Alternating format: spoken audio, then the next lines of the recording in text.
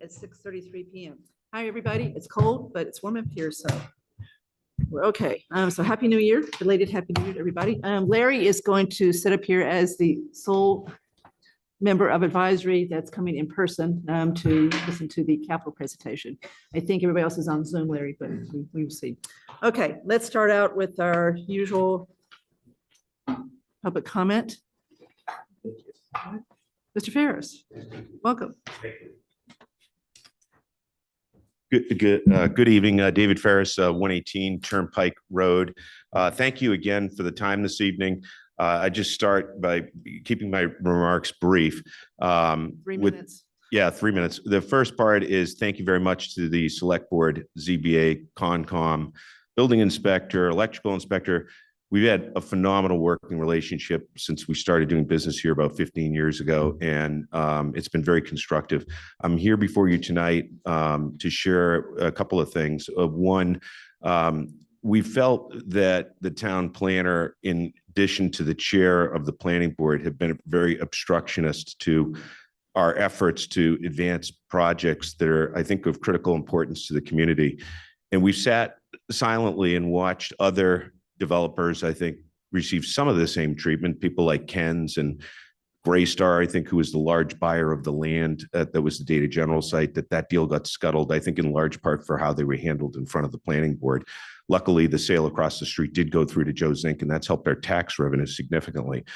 As a result of sort of feeling the targeting, I think, at our firm by not just me, I think some of our colleagues feel the same way. We started to ask questions and wanted more transparency in government, and we sought several FOIA requests around specifically the town planner's communication and the chair's communication. What we got back from the records officer is a documented answer that no such records existed. We sent a litigation hold letter to Ms. Luttrell, and almost, I'd say, roughly 24 hours to a day and a half later, Ms. Houlihan relented and shared several group chats between the board as a whole, touching on different business issues that a board would normally review in open session. We were told when we received that disclosure that it was a partial disclosure and it was not the entire disclosure.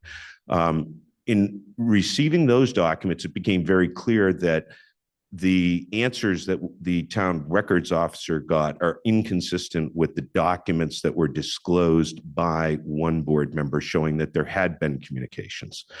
We sought an appeal. The state made an order to produce those records. Those records still have not been produced. I think the benefit of being where we are tonight, we have two chairs. We have the current chair, you, Madam Chair, and we have the past chair here. And I think, the proof in the pudding would be to simply look at, your cell phone records and see were there communications over the past 18 months that occurred with the town planner and or with the chair of the planning board. And if the answer is yes, then we have a disclosure and open transparency issue in town government that needs to be addressed. And I say that because in one situation, it's a town employee under the direct purview of the town's oversight. And in the other situation, it's an elected official. And I think these laws are in place for transparency in government. And I think until we read what those communications are, we can't fully understand why some of the actions that are occurring in open meeting, like reading disparaging remarks about our company or our projects or me personally, sending emails and whatnot that mischaracterize the firm and what our intentions are in the community and working with other vendors. It's really serious stuff. So I would really just came here tonight to A, make the select board aware, and B, ask for some assistance, after you give it, careful thought in terms of how we get compliance by a town employee to produce what they said didn't exist, which clearly does exist, and by a chair of a board that works in the community. So public comment, we don't respond to it because I'm not looking for one. I was still listening. Thank you. So what did you just hand me? What is this? We handed you both a letter summarizing what we just talked about tonight and the actual documents that have been turned over that show there were multiple group chats that were only disclosed partially by one planning board member. And the last thing I would just say is, to the extent this board engages in text communications with the chair of the planning board or with the town planner, the obvious question would be, if I know you to all be honest, fair-minded people, and I want to be very careful here in one respect in concluding my remarks. I believe most of the planning board in the town is pretty fair-minded. I think they're not necessarily pro-development, but they're not anti, everything. I think we're really talking, and I really want to be clear because the broader community of Southborough has been very supportive and very helpful to our entire company. And I don't want my remarks tonight to misconstrue an entire board. I really think it's zeroed in on the chair leading the broader initiative internally and not complying with what our requests are. And we now have very conclusive, indisputable, time-stamped responses that were given to the Southborough Records Officer. And then we have a reversal by one board member producing communications that they're actually commenting on, both Ms. Luttrell and Karina. Okay. So that's the conclusion of my remarks, but I really look for some sort of cooperation from the select board and some sort of formal response, either, in writing or phone call. Thank you. All right, thank you. Thank you. Okay, anybody else, Vanessa? Okay, so the highlight of the evening is the presentation by Capital of the fiscal year 26 recommendations. Oh, sorry. Oh, I'm so sorry. Okay, back up. So we've got a liquor license request from Nans. Is he in the audience? Vanessa, Jordan, Mackie, I believe. Are you see? See him. Do we see anyone that looks like they might be Nans? All right, if there's anybody in the audience that is from Nans, please raise your hand quickly so we can get this going. No one? All right. Okay, Mark.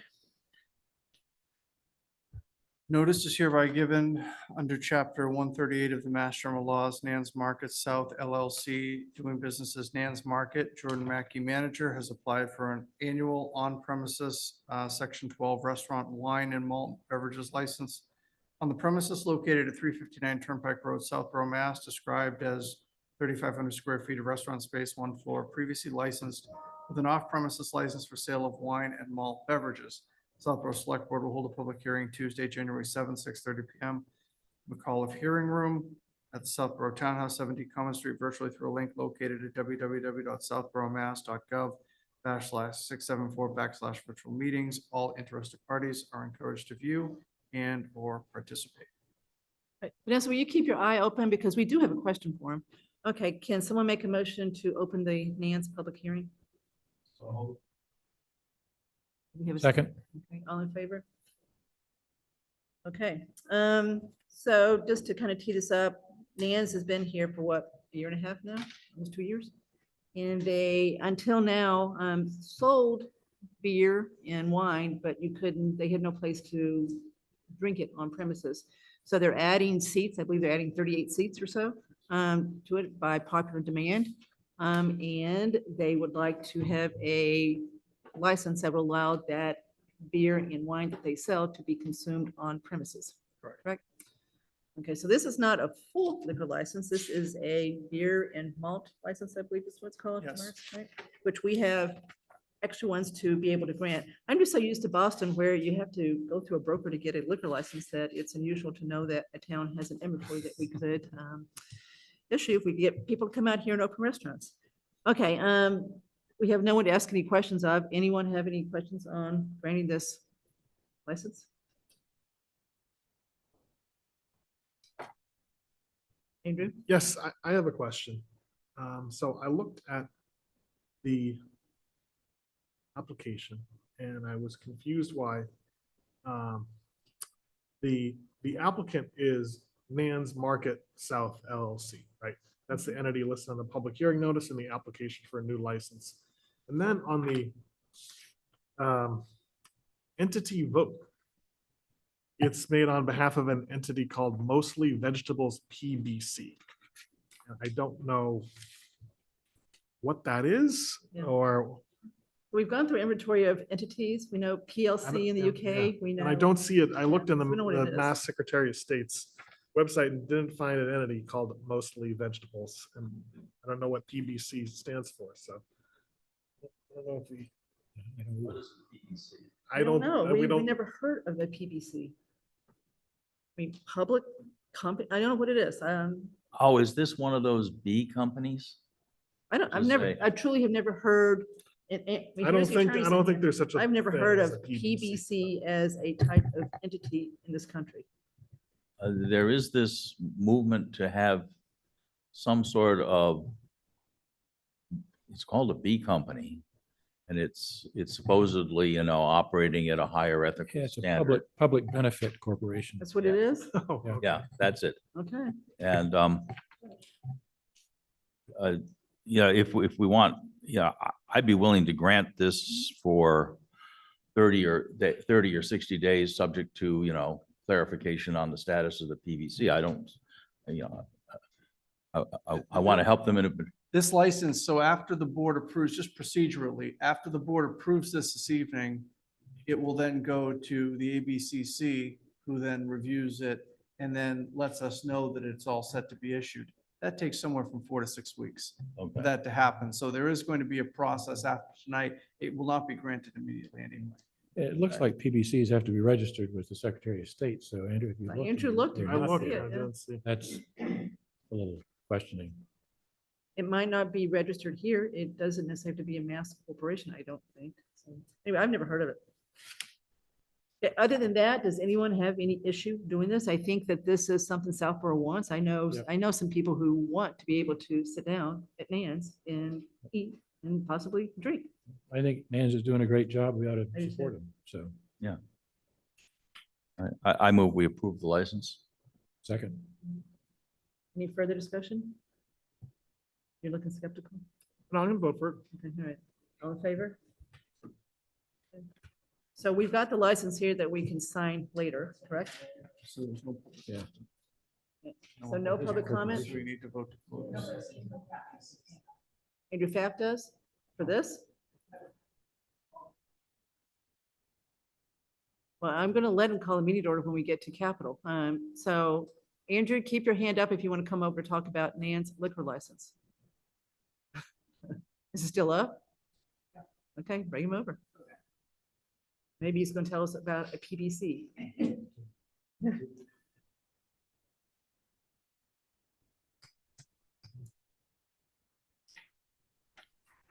Hey Kathy, hey everybody.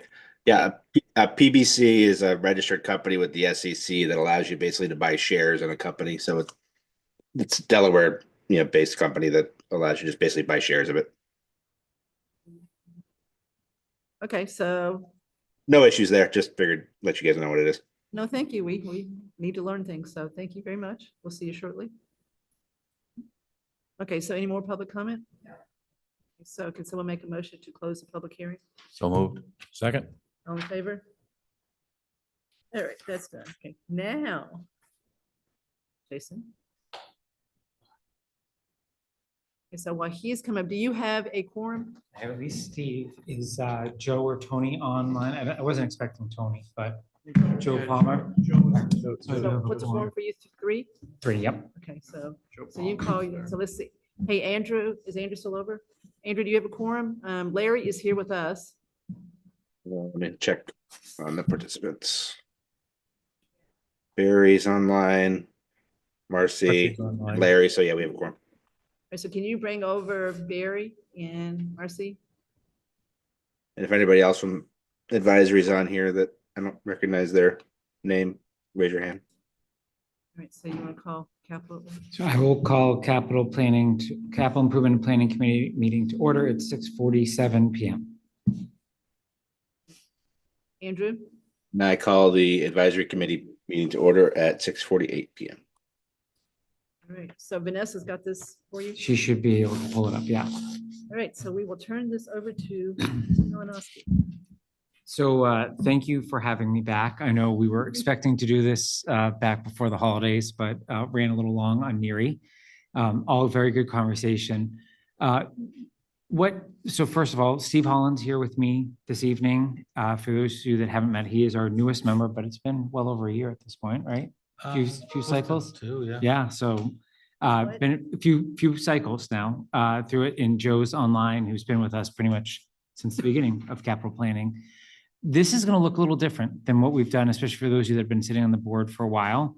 We have a lot of requests in front of us in the immediate term. And I'd ask you to just put the school to the side for a second tonight. And we all know it's there, and you'll see references to on certain slides, but we have a whole slew of items. Mainly there, I do see one department head in the room come from mainly one department this year, which is again, unique. We're usually dealing with situations where we have competing interests between departments. But I think what you're going to find as we go through this presentation, ARPA has significantly dampened the need for us to make tough decisions in prior years as a capital committee.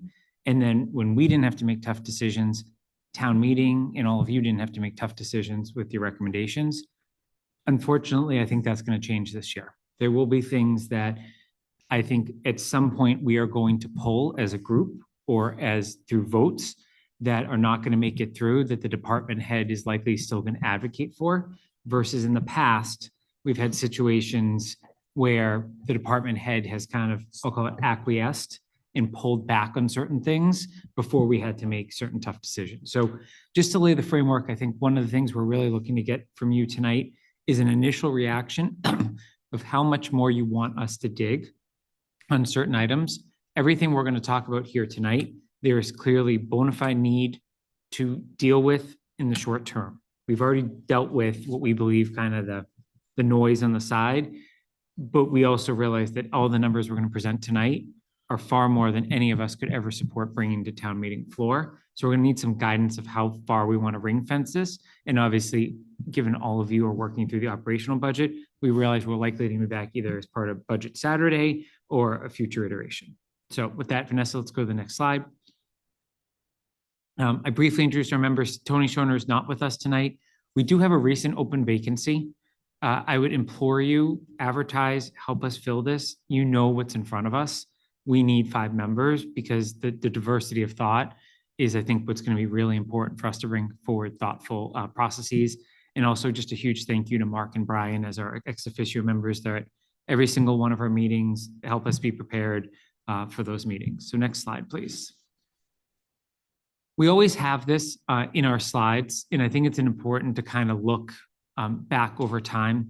We basically break this out between general fund and water fund in terms of both appropriations and debt service. We fully acknowledge that there are other funds that do bond CPA and ambulance fund in particular. But as you can tell, if you go back to 2019, 2020 timeframe, right before COVID, we were spending upwards of 8% of our annual budget on capital, whether it be through appropriations or through debt. That number has gone as low as 4% in and around the 2024 and even 2025 timeframe, slightly diluted by the fact that we were covering some capital expenses through ARPA, but overall, our capital expenditures have been declining as an overall percentage of our operating budget, which I think what we need to do, and I think this came through in some part of the DOR report as well, we do probably need to try to have a policy of a appropriate range that we should be spending on capital in a given year. I realize that may be a moot conversation if we take on any sort of school project, whatever the size of that project is, but at least as we currently stand for FY26, we are still projecting to be in the 7% range of the overall initial operating budget that's been proposed to all of you before any cuts. So that's still fairly low in terms of some thresholds. And we all have already acknowledged there's going to be some cuts that are going to have to go into the appropriated and debt service that we're throwing forward here. So Jason, just to be clear, top line, the appropriated capital, the items that were funded by ARPA are or are not in that? They are not. That's why we have the big bold Okay. at the bottom. So if they were in there, that 4.69 and 4.42 would be bigger, right? And if you kind of look at the 2 lines, one that's gone down the most is the debt service because we paid off the schools, all the old schools, right? So it's gone down. That first line is not crazy different, right? From 19 to 25, but again, 25 and 24 would have been more if we added in the things that we bought with ARPA. Yeah, but I agree with everything you said, but I think the one thing we forget is how much prices have increased since 2019. So what we're getting for that dollar amount, even if you were to add it in and it came out roughly the same, is much less. I think the other thing we started to see last year, and I realize you were trying to manage a tax rate, is we started to bond things that we really should not be bonding, and that we're gonna see now bleed in over the next couple of years, right? We bonded some pretty low threshold items, and I realize it was a policy decision. We needed to do that to get the rate where we need to go, but also get the assets in the door to deal with critical needs. But we're gonna also need to make sure that we can afford what we're buying in the current year, unless it is a true long-term project that has lifespans of 5+ years, that, you know, in the cost is in the multiple hundreds of thousands of dollars. So you believe anything over 5 is appropriate to bond, anything less than 5, we really should pay for upfront, I as a general rule? I would say when we were bonding $100,000 and $200,000 items last year, that was, in my opinion, bad policy. But ultimately, I do respect, the town treasurer has that authority, right? And I know he was working with all of you. I would say we should be, I don't think that. you issue the bonds, Yeah, but he issues the bond. He has Yeah. complete autonomy with respect to how to structure a bond Mhm. or borrowing. He doesn't have authority to say which things should be bonded or not bonded. That Right. lies with this board, or this really lies with town meeting. Not to Yeah. get too much, you know, it costs money to issue a bond too. There's the Yeah. cost, and you know, the lower the bond, the more the cost are as a Yeah. percentage. so it's just something we should be considering as we go through some of the numbers tonight, because we do have items in there that were less than $200,000 that were bonded last year that we've never done before. Right? So if that's either gonna be our policy going forward, we need to be eyes wide open to it. Just to sort of the conversation I was going to have with you, hopefully in the next week. I've been sitting with Brian and company and Andrew, working on essentially the town financial policies. And I think they're in line with what you're saying. The 200,000 is sort of the minimum you would consider. And I think we need to sort of sit down and talk about where we're going with this, because the debt policy, if we're gonna have a more substantial discussion about this on the 21st, about, what our financial policies are, including our debt policy and our capital structure policy with, and then if we actually adopt them as policies, we kind of have to stick with them, or the rating companies get grumpy. And so it's actually been a very nerdy but fascinating sort of discussion. Okay, more to come on that one. Yeah, so then I'll also just highlight the water items. You'll see a drastic increase this year in terms, at least what's being requested right now. There's significant needs outside of everything you're all talking about with Hopkinton that have been brought forward by Bill. We have reserved judgment on all of those projects until we can see the water rate analysis of what these would do, and don't feel like we're in a position to opine on those items at this point, because we know it's kind of part and parcel. Like, we can say these need to be done, but do they have to be done to maintain water service to those customers? Or are they, trying to be ahead, and we need to think about bonding versus appropriation and prioritization? So more to come on that as you all finalize the water rate analysis. So we're gonna have the presentation by Bill, Matt, and company on February 4th. And then either vote that night or vote on the 25th. We got to skip a week in February because of school vacation, so our meetings are 4th and 25th. So we're going to deal with it in Yeah. February. So, and I think it is an important part, the questions you all should be asking is, they have all the capital, right? It should all tie to what we have and what Bill's submitting. But I think you should all, as you think about the rates, what level of capital are you assuming in there as we move forward? And then we will help you to prioritize from there. Next slide, please.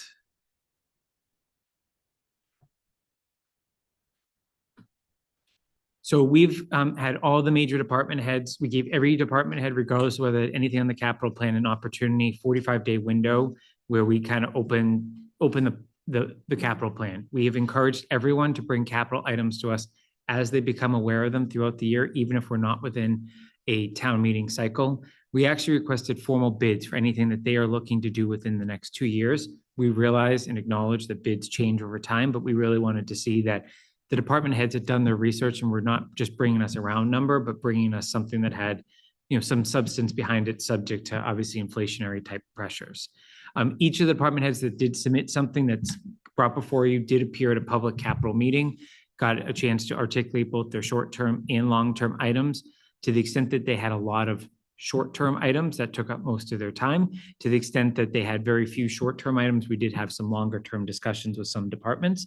As you'll see, and I already acknowledged, there are some departments that have heavy lifts this year, and there are some departments that we've been seeing a lot from in prior years, such as fire, that have really, don't have significant needs now because they, quote unquote, have gotten caught up on most of their major, six-figure type numbers and seven-figure type numbers.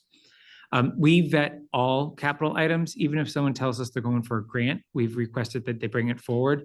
The other important thing to note, even though none of us have any sort of authority over both the local and regional school committees and that administration, they do come and are part of our process. They submit all the same paperwork and do all the same forms that the department heads that are under your authority do. So we do appreciate that their willingness to do it. They obviously could say thanks, but no thanks, but they have appreciated the process from what we've been told and have been collaborative out of it. And obviously it does benefit them to be part of the same process in terms of having a unified front as we go to town meeting.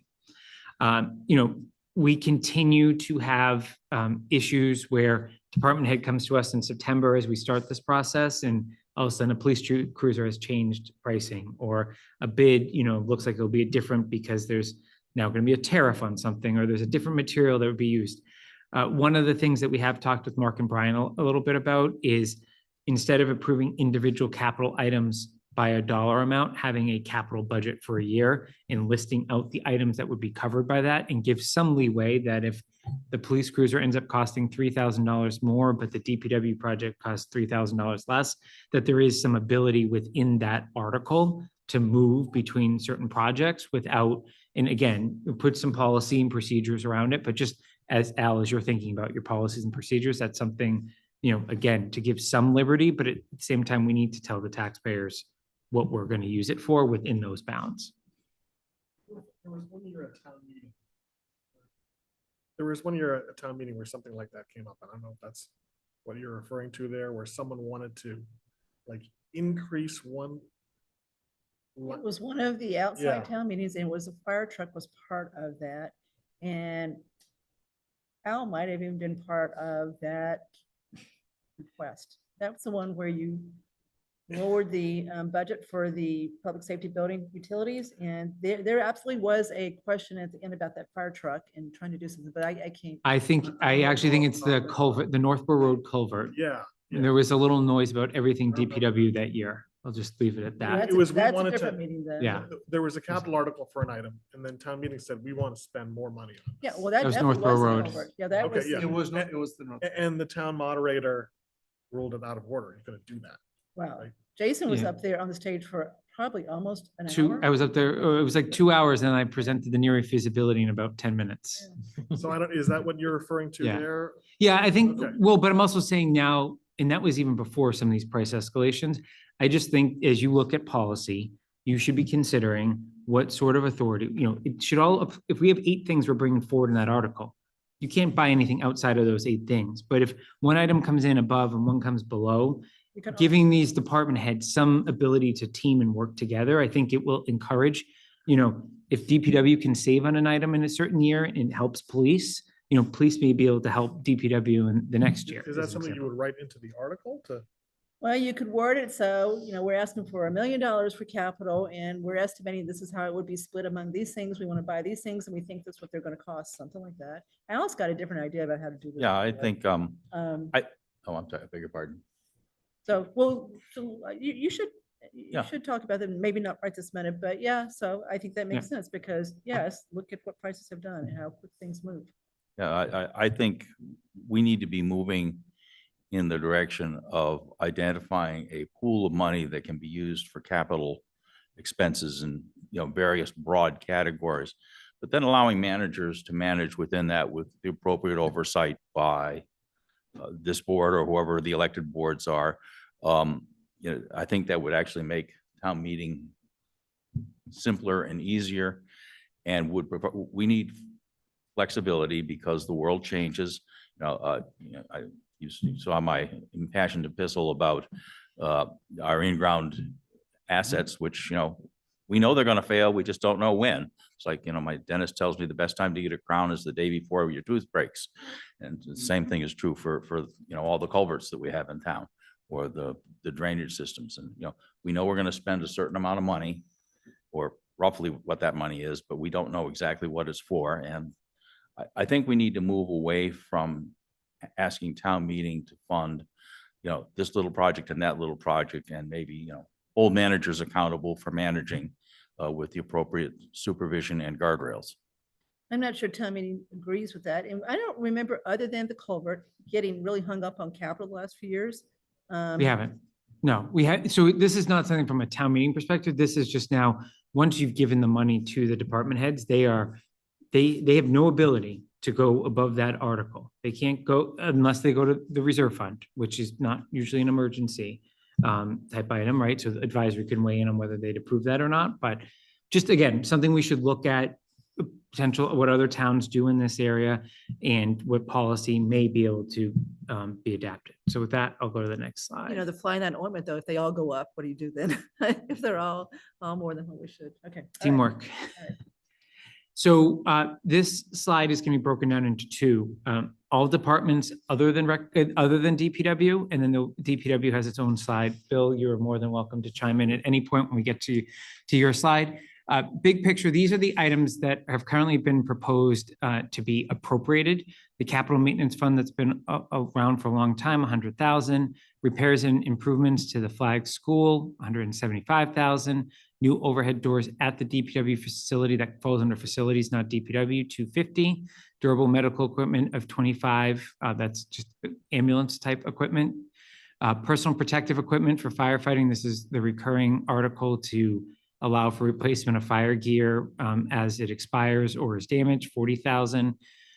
Car 22, this is for a deputy chief car, 90,000. So as you think about, one of the things we talked about with the chief is, as you think about that position that's being proposed, there is a capital cost to it as well, both short-term and long-term. The chief did tell us that if at any point that position is not funded or supported, whether it be through your process or a town meeting, that this item would come out as well. So just as you think about the cost of adding the position, this is unusual, but you do have a capital cost in this particular instance. We're proposing 2 police vehicles, which is what we have proposed for the last couple of years. In Chief Newell, even without staffing increases, I know that's on the table as well, is certainly gearing more towards 2 to 3 moving forward. So this is just something we need to watch. Not too long ago, we were funding 1 to 2 per year. So just, that's just something we need to be aware of here. These are marked police cruisers. So these are, it's more the outfitting of the car than the actual car itself sometimes, of how much it actually costs to get these things on the road safely. The recreation capital fund, which was new last year, there's a request to increase that or replenish it by another 25K. There's floor replacement at the Finn School related to water damaged flooring. The question has come up as part of that of, if Finn was not to be a school, would you still do that? They think that for that building to be functional, regardless of the use, that the floor replacement should occur and would be able to be used if it was decommissioned as a school still. Replacing the stage curtains and rigging for safety code at the Trotter Auditorium, 55,000. The Trotter Technology Infrastructure and Equipment, 60,000. And air conditioning at the Trotter School, 130K, as they continue to advance their HVAC plan after the learnings at Finn last year. And then there's also technology upgrades at Woodward. To be clear, these are all proposed to be appropriated, not debt funded. So correct me if I'm wrong, Jason, there was a time when the school, we did deal with the technology outside the school budget, and then they pulled it in. So it's now come back out. They are abiding by our town capital policy. They're giving us their capital items in seeking articles. Okay, It's so I. sort of left pocket, right pocket. If you want to put it back into their budget, then you're going to see a corresponding increase on their side. I don't want to speak for the superintendent and school committee, but I wouldn't think you would care where it is as long as they got it approved. This is more transparent because this says this is all capital going into anything owned by the town of Southborough, regardless of the department that's operating the building. Okay, so all of their capital requests are outside the school budget for fiscal year 26. They're here. Yeah, and they have been for the last couple of years that I can Right. recall. Okay, I was on advisory when we moved that back into the school budget. The thinking was that, you know, yes, in total, it's Go back one slide, Vanessa. it's some six-figure number, but in fact, it really consists of multiples of $1,000 things. Mhm. And so, and it has, you know, it has all it walks like a duck and it quacks like a duck, like an operating expense rather than a true capital expense. I Yeah, you think, can go, yeah. yeah, I could honestly care less where this goes. I think it's just the goal is to make sure it doesn't get lost. So Yeah. if there's a view or a policy perspective of where it I should go, we prefer can certainly give talk to The schools. superintendent the flexibility to manage this, which if it stays in the school budget, then it's his choice to set priorities and the school committee's choice to set priorities. If it comes out, then they've lost the flexibility. Mhm. So if we go that route, I think just from a capital perspective, we would continue to vet them, but we'd keep them off of this presentation. Like we do that for the region, right? The region comes through as one number. So that would be consistent with how the region's done. We look at those items, but then they get buried in the overall assessment that gets proposed on town meeting floor. So if you all decide that, we can certainly circle back with the superintendent and school committee. As long as you folks are looking at them, doesn't matter to me. I agree. where To they me, are. that's the Yeah. key, is Yeah. that it really is, everything capital is being vetted by this committee regardless of. Does that Who include pays for it? CPA items? It does when they actually tell us about them. Okay, Those two. all right. Yeah, that's been our biggest struggle. But we have, like, for example, the complex that was a partial CPA, we looked at it in totality. There was one item last year that I'm forgetting about that they almost missed us, but we got it at the last minute. All right, because I'm thinking of, we have a CPA application for this town common rail project. I don't know if you're familiar with it. I'm not. Okay, it's what, like 100,000, 110? Yeah. Seems like a capital improvement, so just want to make you. Around the aware. town common out Yeah, here. the replacing railing, the railing, which is falling apart. Not the railroad. Yeah, it sounds very exciting, but I mean, yes, it should be a capital project. Okay, High I mean, this, technology. the rule is everything. I don't care Yeah. who pays for it. Everything should go to this committee so they can Mhm. truly take a look at it and see how it fits with. Well, it's important for us to see how much we're investing in town's infrastructure regardless of the funding source. just want to put on your radar. screen. I appreciate it. We're not done with our work, thankfully. So, all right, Vanessa, we'll go to the next slide. This is all DPW related. Again, this is appropriation requests only. Pipe camera kit, this is actually a grant match. Depending on the timing of when the funds are needed, this may be a discussion sooner rather than later. Double drum roller for 17.5. This is item we've been carrying for a year or two now. This fell off last year. A tailgate spreader for 18.5. Hydraulic aerator attachment for 19,251. An asphalt hot box trailer for 24,614. Brine tank for 35,000. Stormwater management is in here for 68,000. Capital has taken the view that this is not a capital article. This is more of certainly an article, but something that we don't believe falls within our purview. So we have not weighed in on this, but we're carrying it until someone else tells us they're carrying it so it doesn't get lost for Bill. This is like really a management plan. It's not a actual asset we're going to put Well, on our what is it? balance sheet. Is it like monitoring? Yeah, Bill, do you want to speak to that? You might need a mic.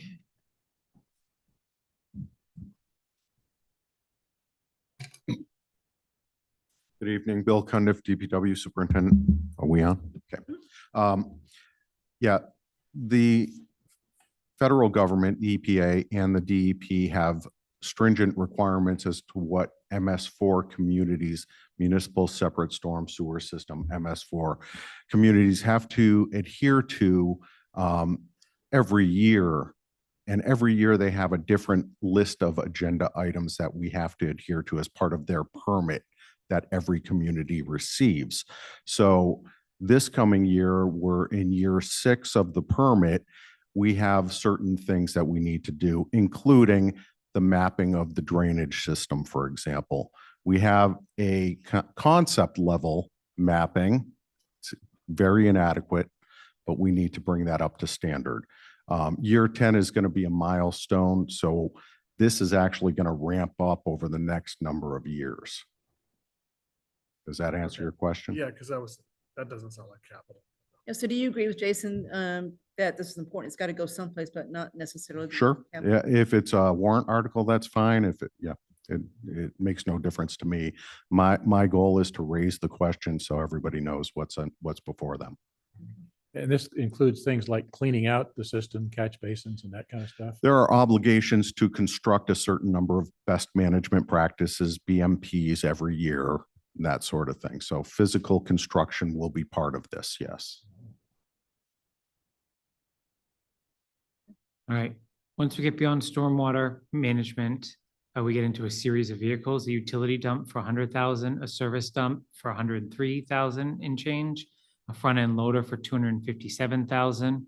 So those are 3 different vehicles. You can see the age of some of them. We have gotten, upwards of 15 to 24, 25 years out of each of these assets.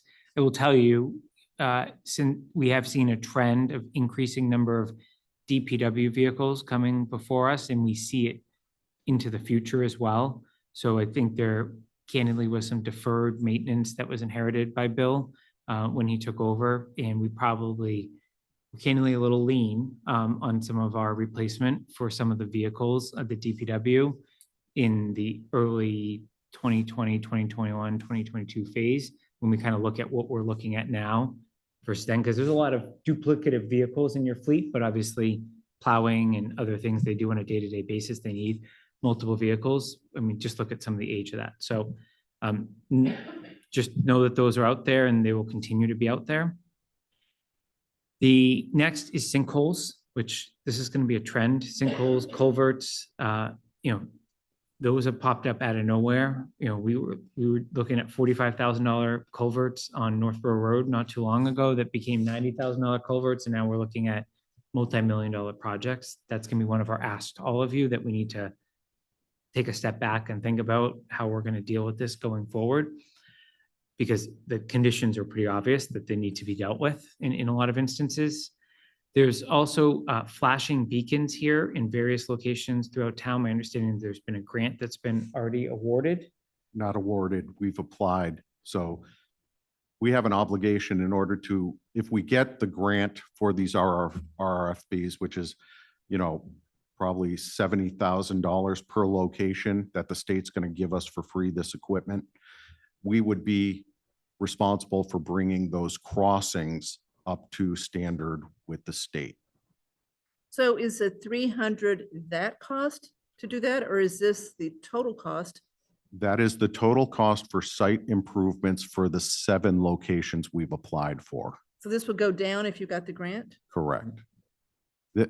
If we got, I expect that number will cover all 7. It will likely go down. We're going to, do our best to make sure each location complies as is. Where it doesn't, we'll have to do some work. Okay, so Mark just disagreed with. No, what I'm you said. just, it does not cover the cost of the beacons that you applied. for This the does grant. not, the beacons are free from the state. These are the site improvements that you're required to do. Correct. If you get the, right. Correct. So we're gonna get Mark free is right. equipment, but there's a cost to getting the free Okay, equipment. so this is Nothing's not going free. down. You need $300,000 if you get that grant Yeah. to do what you got to do to get. the That's people. our estimate. Worst Correct. case scenario. That's our estimate. Free is not quite And accurate. then are there intersections in particular that are contemplated for this, or? Yes, so I solicited input from the police chief, myself, the highway foreman, as to which candidate locations made the most sense. We then screened those with VHB as to which were the least costly to improve. So we took the combination of those situations, focused on, dense population areas like near schools, so that we get the biggest bang for the buck and this is what we come up with. And I'm sure that's a conservative number, but we'd rather be a little high than a little low. So I'm confused. Are these railroad crossings? Well, what? No, what no, are you no. talking about? RRFB are the flashing beacons like you see in front of the Fay School on Main Street. They push a button and the lights flash, the pedestrian crosses the street. Oh, okay. Crosswalks. Okay. So it's the flashing beacons. RRFB are the flashing beacons. And there's going to be 7 of these? We have 7 locations that we've identified as good candidate locations. And if, There's sort of 40,000 apiece roughly. Right, but there's one on each side, so you have to Sure. work them together, right?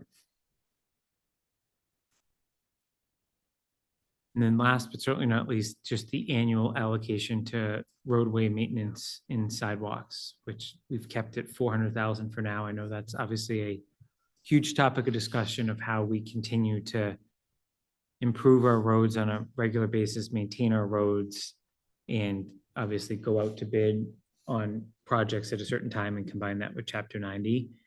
You know, we've talked about many different avenues as a committee, but also with Bill and with these board, your board and advisory over the years in terms of whether you debt fund a larger balance and allow for greater scale with some of these. But for now, we have kept the annual allocation in here until we kind of come up with a more formal plan. Obviously, you have the data from Beta now, and you know where your troublesome spots are and where your highest priorities are. But I think this, again, is going to be a policy decision of how aggressive you want to be compared to some of the other things that are in front of us, capital related.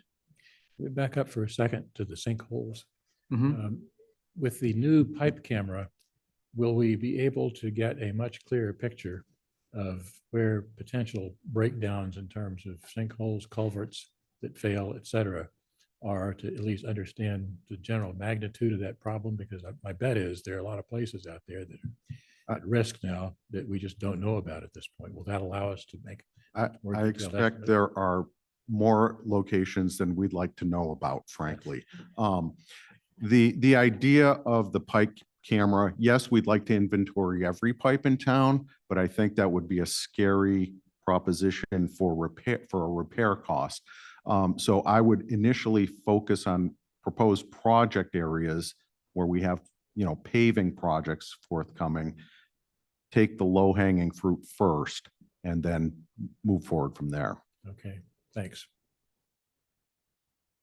That's not the last you're going to hear about culverts and sinkholes. We'll go to the next slide.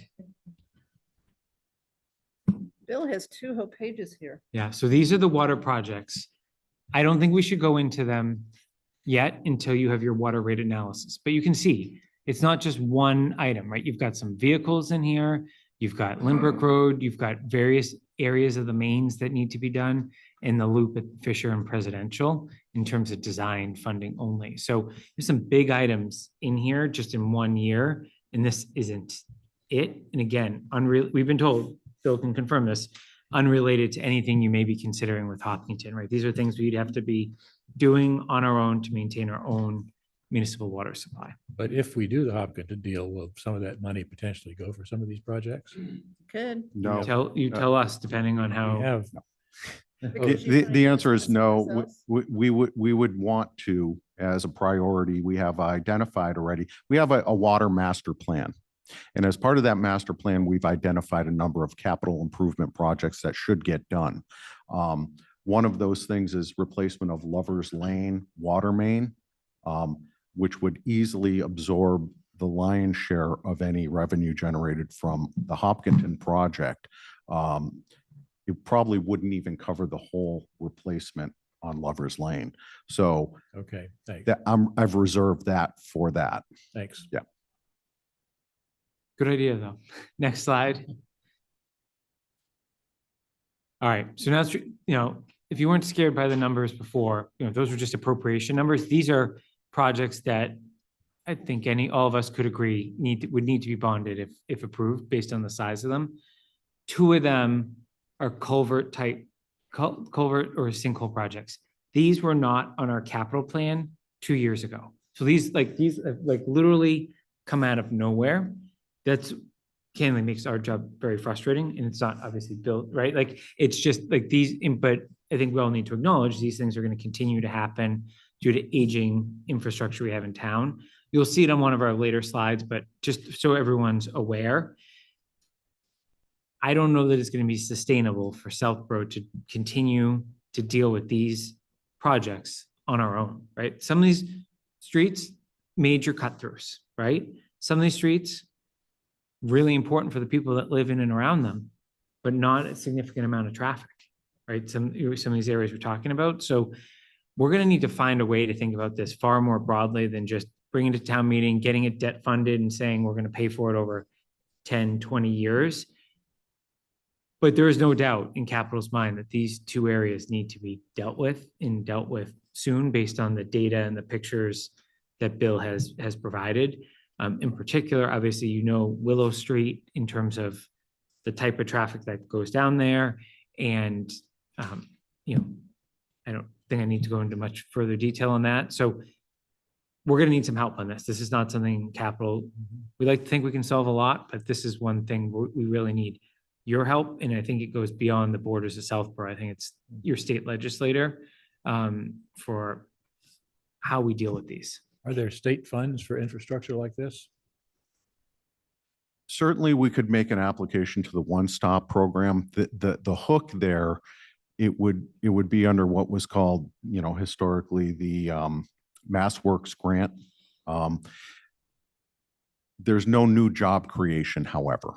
So that's the rub. We probably could have our state reps and senators and make a case to carry that forward with legislation. However, and get some funding through the state. But that would be my only thought about getting some kind of grant toward that. And I'm sure everybody has that same issue. Now that being said, we did get a DER grant for 240,000 to cover the cost for the engineering on Willow Street, which is great. They have made it clear to me that they fully intend to follow the project through to completion. So not just the engineering. When we get to the point where we're constructing it, we'll reapply, we'll get on their docket again and get some more funding. It will be that much? No. I had a question for both Jason and Bill. We have a lot of culverts and sinkholes. Are there other towns around us who are dealing with this, or are we alone in this particular part of our cycle of roads? I'm not aware of the magnitude. I do know, let me take a step back. The DER grant program, which is strictly for culverts, is a very competitive grant.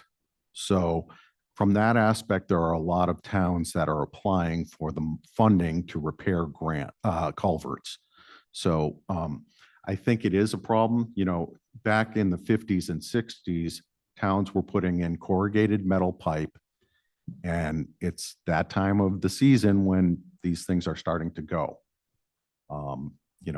We could tackle some of the preventative maintenance end. You can line some of these pipes. That's what the camera is going to do. It's going to tell us what ones are good candidates for that kind of work.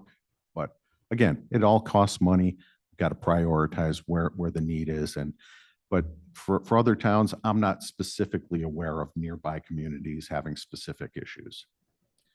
I think, if you're going to use job creation as a reason, you might look at the flip side of that, which is job and business loss. On Willow Street, we have a set of businesses that their only access is through Willow Street.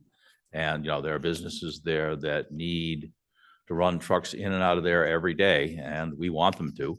And, if they can't do that, they've got to go someplace else. So, this may be job preservation rather than job creation, but it's, a preserved job is the same as a created job.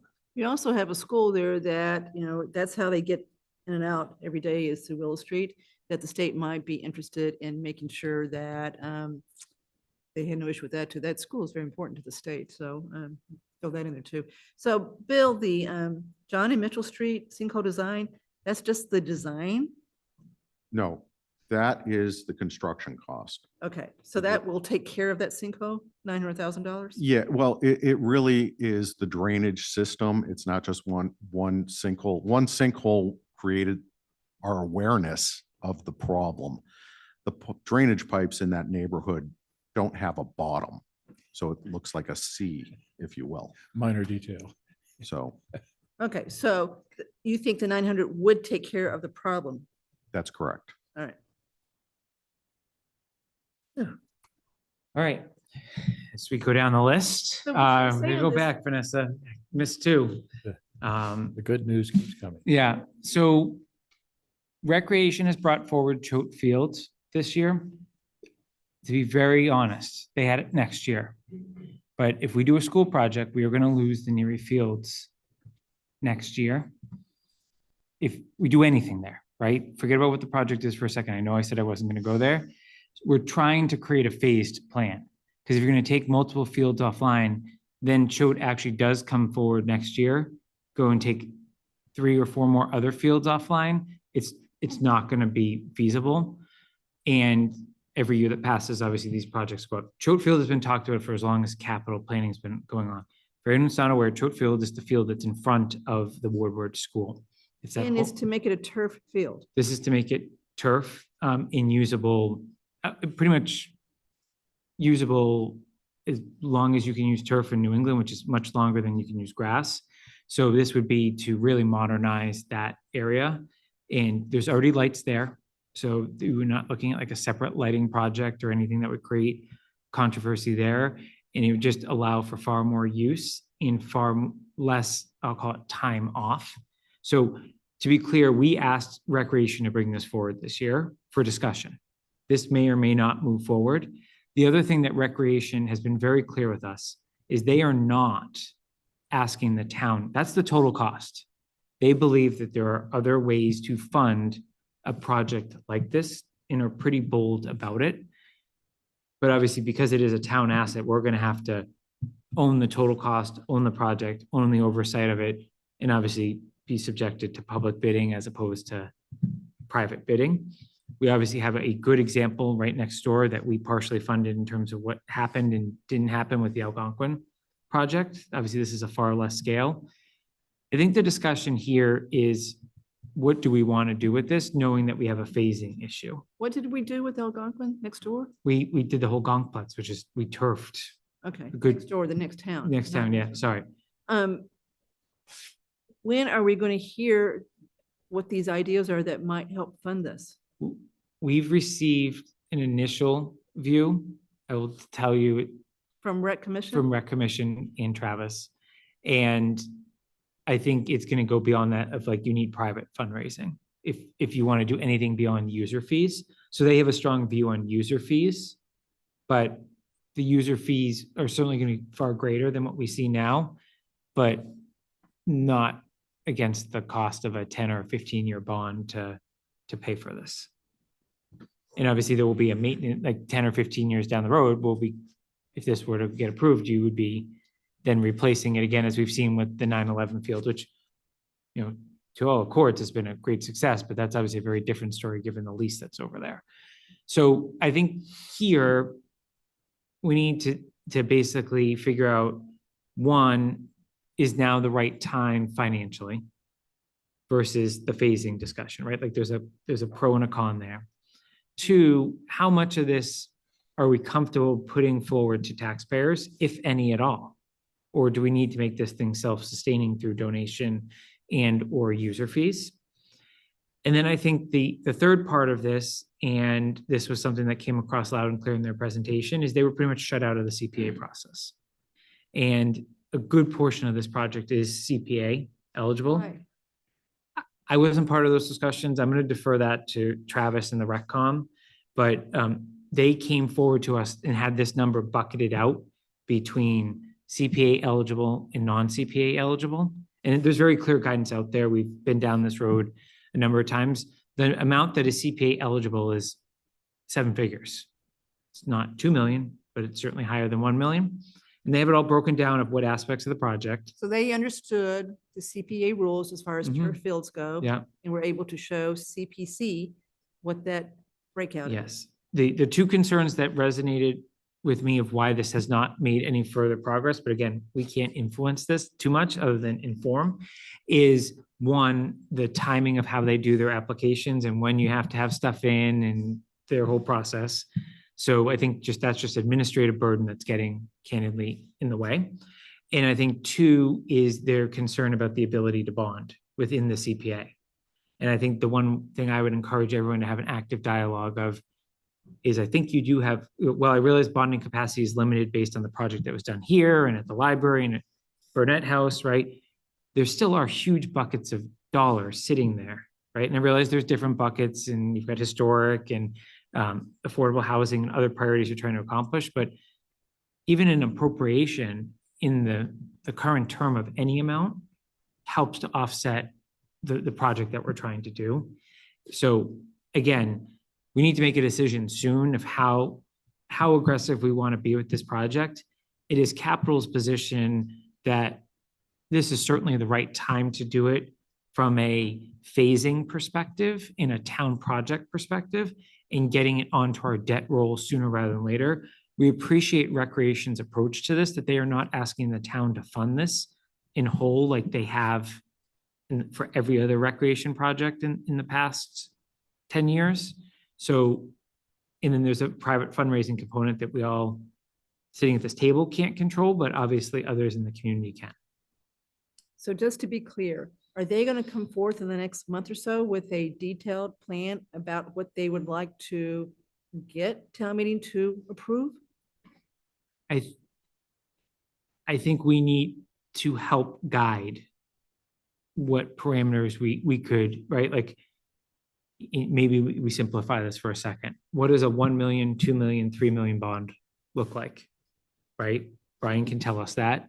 We've costed out in the numbers you're going to see on the forthcoming slide, the full 3 million being bonded. Again, that's ultra conservative. We've heard that they're not going to ask the town to fund that, but that's what we've done.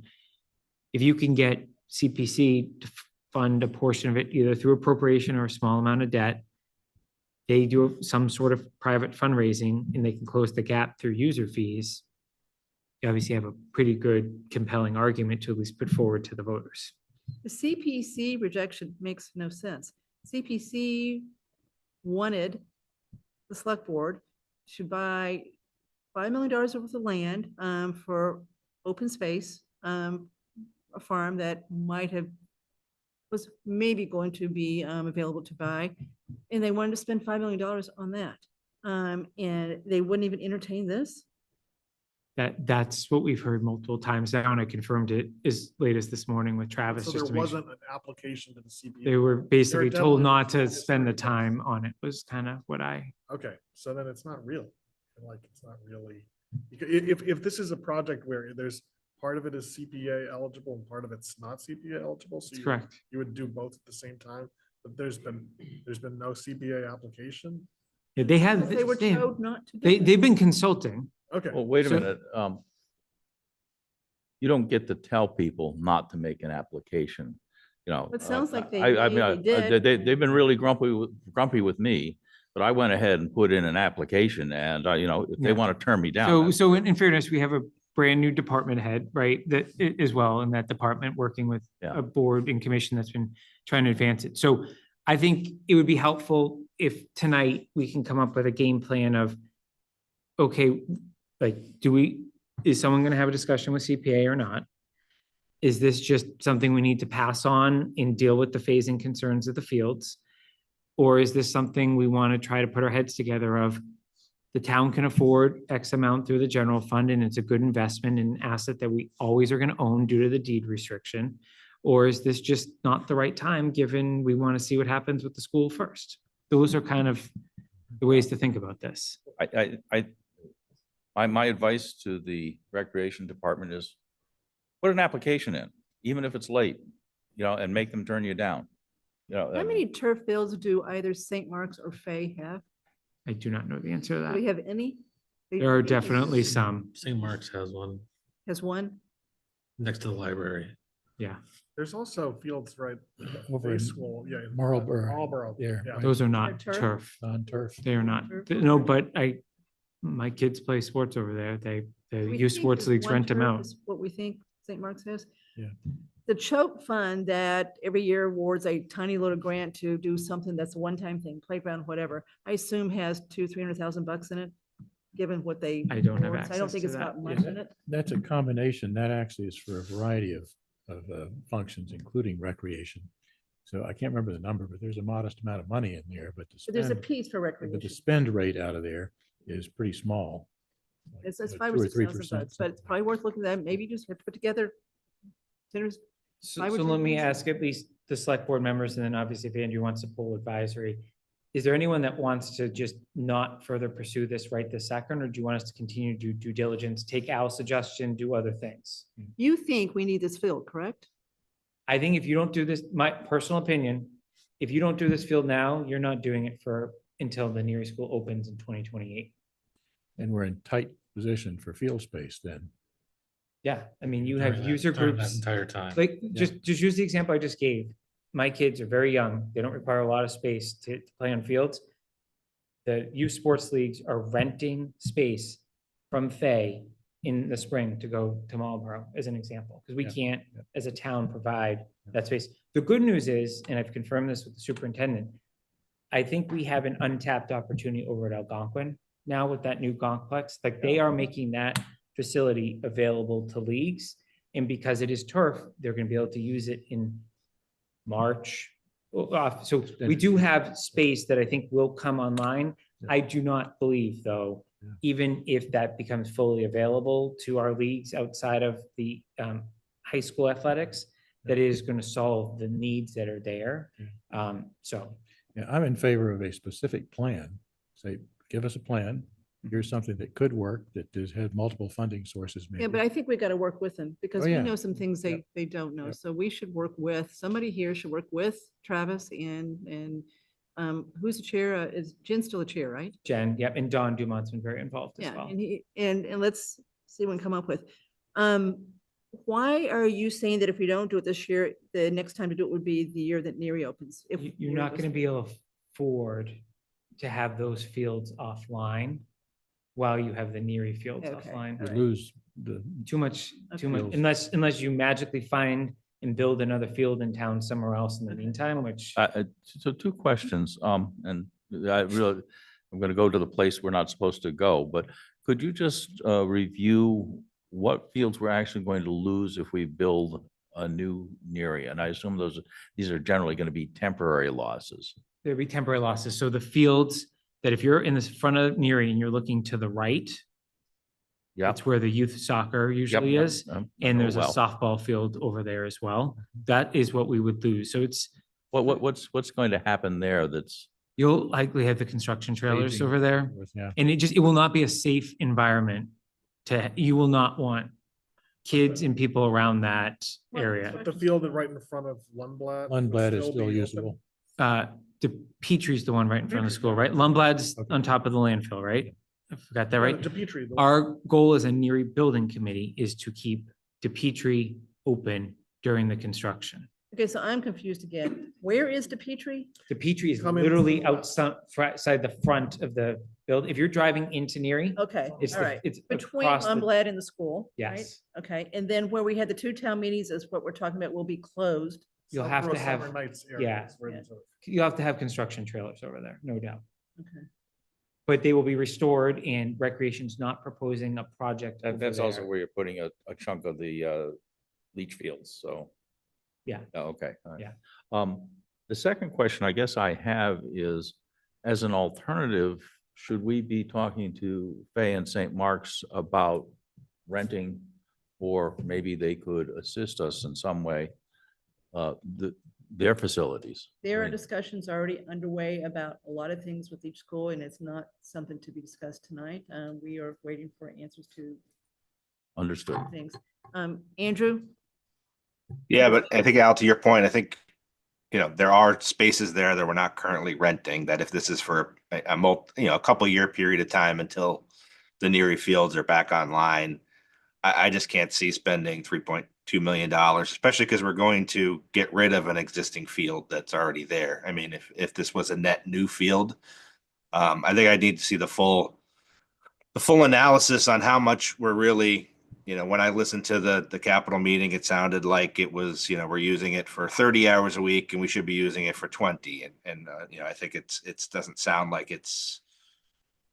Say that We again, have Andrew. Well, I don't understand what your issue is. You, The issue with Choate Field and why they want to put turf in is because it's getting kind of beaten up because they're using it too much. But it doesn't sound like they're using it for an extra maybe 10 hours a week or whatever the number was, like off the top of my head. So we're basically going to take a existing field offline to then put in a turf field versus say finding a new location to put a turf field in and then adding a field to our inventory. And if this is just because we're losing the fields for a couple of years at Neary, I think we should talk to our partners at Fay and St. Mark's or elsewhere in town. I used to play soccer in front of Ken's. Maybe we can go back to doing that and, try to do something temporarily for two or 3 years while the school is being built. But I think this $3.2 million number with all the fiscal issues we have is a scary one. Well, it's not 3.2. It's gonna be less. Right, we need to be fair to recreation. We're presenting the total cost, but they are not proposing taxpayers take on 3.2 million, regardless of whether it's CPA or general fund. all right, so we can expect rec to really figure this out on their own. So Andrew, anyone from advisory be willing to raise your hand to work on this with someone from select board with rec? Yeah, you can probably include me and I'll go around and see if anybody else wants to get included as well. Okay, anybody select board want to raise their hand to? I do. Okay, I do. Okay. Okay, I gave you a chance. Okay. And I think the other thing before I move on from this item is this item has been talked about since 2020. This has nothing to do with Neary. The timing is just, they were going to bring it forward next year, not this year. I So- agree. Well, we've heard about this for a long, long time. Yeah, All so- right, so let's see what we can come up with as far as the better answer here. Yeah. By Andrew Pfaff and I working with rec directly and seeing how creative we can be here. As much as it makes sense from a phasing standpoint to handle it this year, I just think it's part of the overall, it's hard not to analyze this without thinking about the Neary building project, and just the overall appetite for spending on big projects. So I think, Andrew spoke to some of my concerns, and it's almost better to just try to jerry rig a solution for a couple of years. And there are conversations with the private schools that could impact this too. So there's just a lot of moving parts here. So let's just, I think we've done all we can do tonight as far as this one. You're aware, and we'll keep going and look for that. Kristen Levant, I think, wants to come over and say something. Is she has her hand up still? Vanessa? Yep.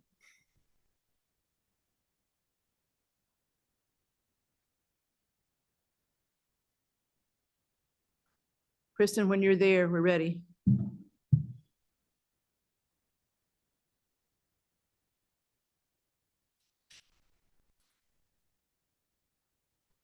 Hi, can you hear me now? Yes, we can. Kristen Laval, 12 Southwood Drive. I am a member of the Recreation Commission, but speaking as a private citizen tonight.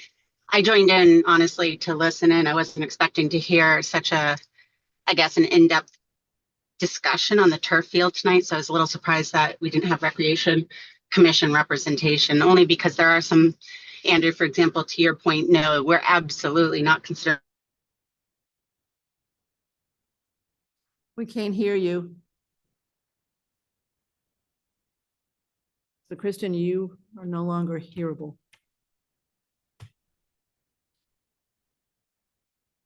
All right, let's go on until. I wanted to chime in that I'm a little disappointed that this conversation didn't include more CPC and Recreation Commission involvement. I think it would have been a much more clear conversation. I'm glad to hear that you're electing representatives to meet with the commission, and I would hope that future conversations would ensure that we have representation from all committees involved. Thank you. Thank you. Yeah, we're just bringing forward the items that were brought to us, so That's right. understood. Last item, it's certainly the largest, but I think it has an easier story to it, is the Charter roof. This has been on the capital plan. This is the year it was slated to be replaced. Here's some good news. The school has already been awarded through the MSBA funding for this. If it proceeds beyond the feasibility stage, it would be about a 36+% match on this right now. So the 5.8 is the fully loaded cost. So we would get 36% of it back. There is a timing issue here too. They're in feasibility right now. Depending on whether feasibility and they get approved to go to the next step, pre or post town meeting, will dictate whether we can actually carry this article at town meeting or have to wait for a subsequent town meeting. But there also are timing requirements of when we can and have to approve the funding to stay in the MSBA process. It's convoluted. I do not bring, there's a very specific timeline. So I think what we need to understand now is if there are any more details that anyone wants to hear on why the roof needs to be replaced at this point. But the good news is we do expect a match. We are going to have to stay very close on the timing of whether this can go into the article. We expect it should be at the article, but it's going to require the feasibility to be done first, which Greg and his team are very much underway with already. So yeah, a couple of quick questions on this one. We did some major repairs to the roof about 20 years ago. And I'm trying to remember, I think Trottier is now just about 25 years old. And I'm assuming it'll still be a year or two before construction starts. So we're sneaking up on 30 that, you know, it happens. And you're going to get a 36% match. That's not terrible. That's pretty good. Why is it not 39.84? They said 36% plus because I think the numbers they use change Okay. as you've Okay. become way too aware of. So, you know, Weeds. that's what we've used for calculating the estimated bond, which you'll see on the next couple of slides, but it's a healthier number than what we're going to get for any school project, is what I'll say. Yeah, I think as we really need is a 30-year plan. And, you know, every 20 years, 25 years, you pencil in a school roof for each building we're responsible for. And which unfortunately Finn and Woodward are not too long out there. And the good news is with the quotes they're getting 30-year roofs. So then we know once we've hit each of these 4 buildings in some way, shape, or form, regardless of whether it's a school or a municipal building, then we know that's our 30-year plan. So we'll be able to accomplish that through the numbers we have. So the 10-year plan that we do have, neither Woodward or Finn have a roof in it, right? They do. They do. Okay. They Both? do, both. There, I mean, look, this is, I mean, some of you were at the scene back in around 2000. You put all these schools, you know, they built them up from the ground in and around that same time. So they're all now 25 to 30 years old at the same time. I lived through the baby boom. I mean, these are baby boom at schools. So. For which we got a 63% reimbursement. Yeah. Yeah.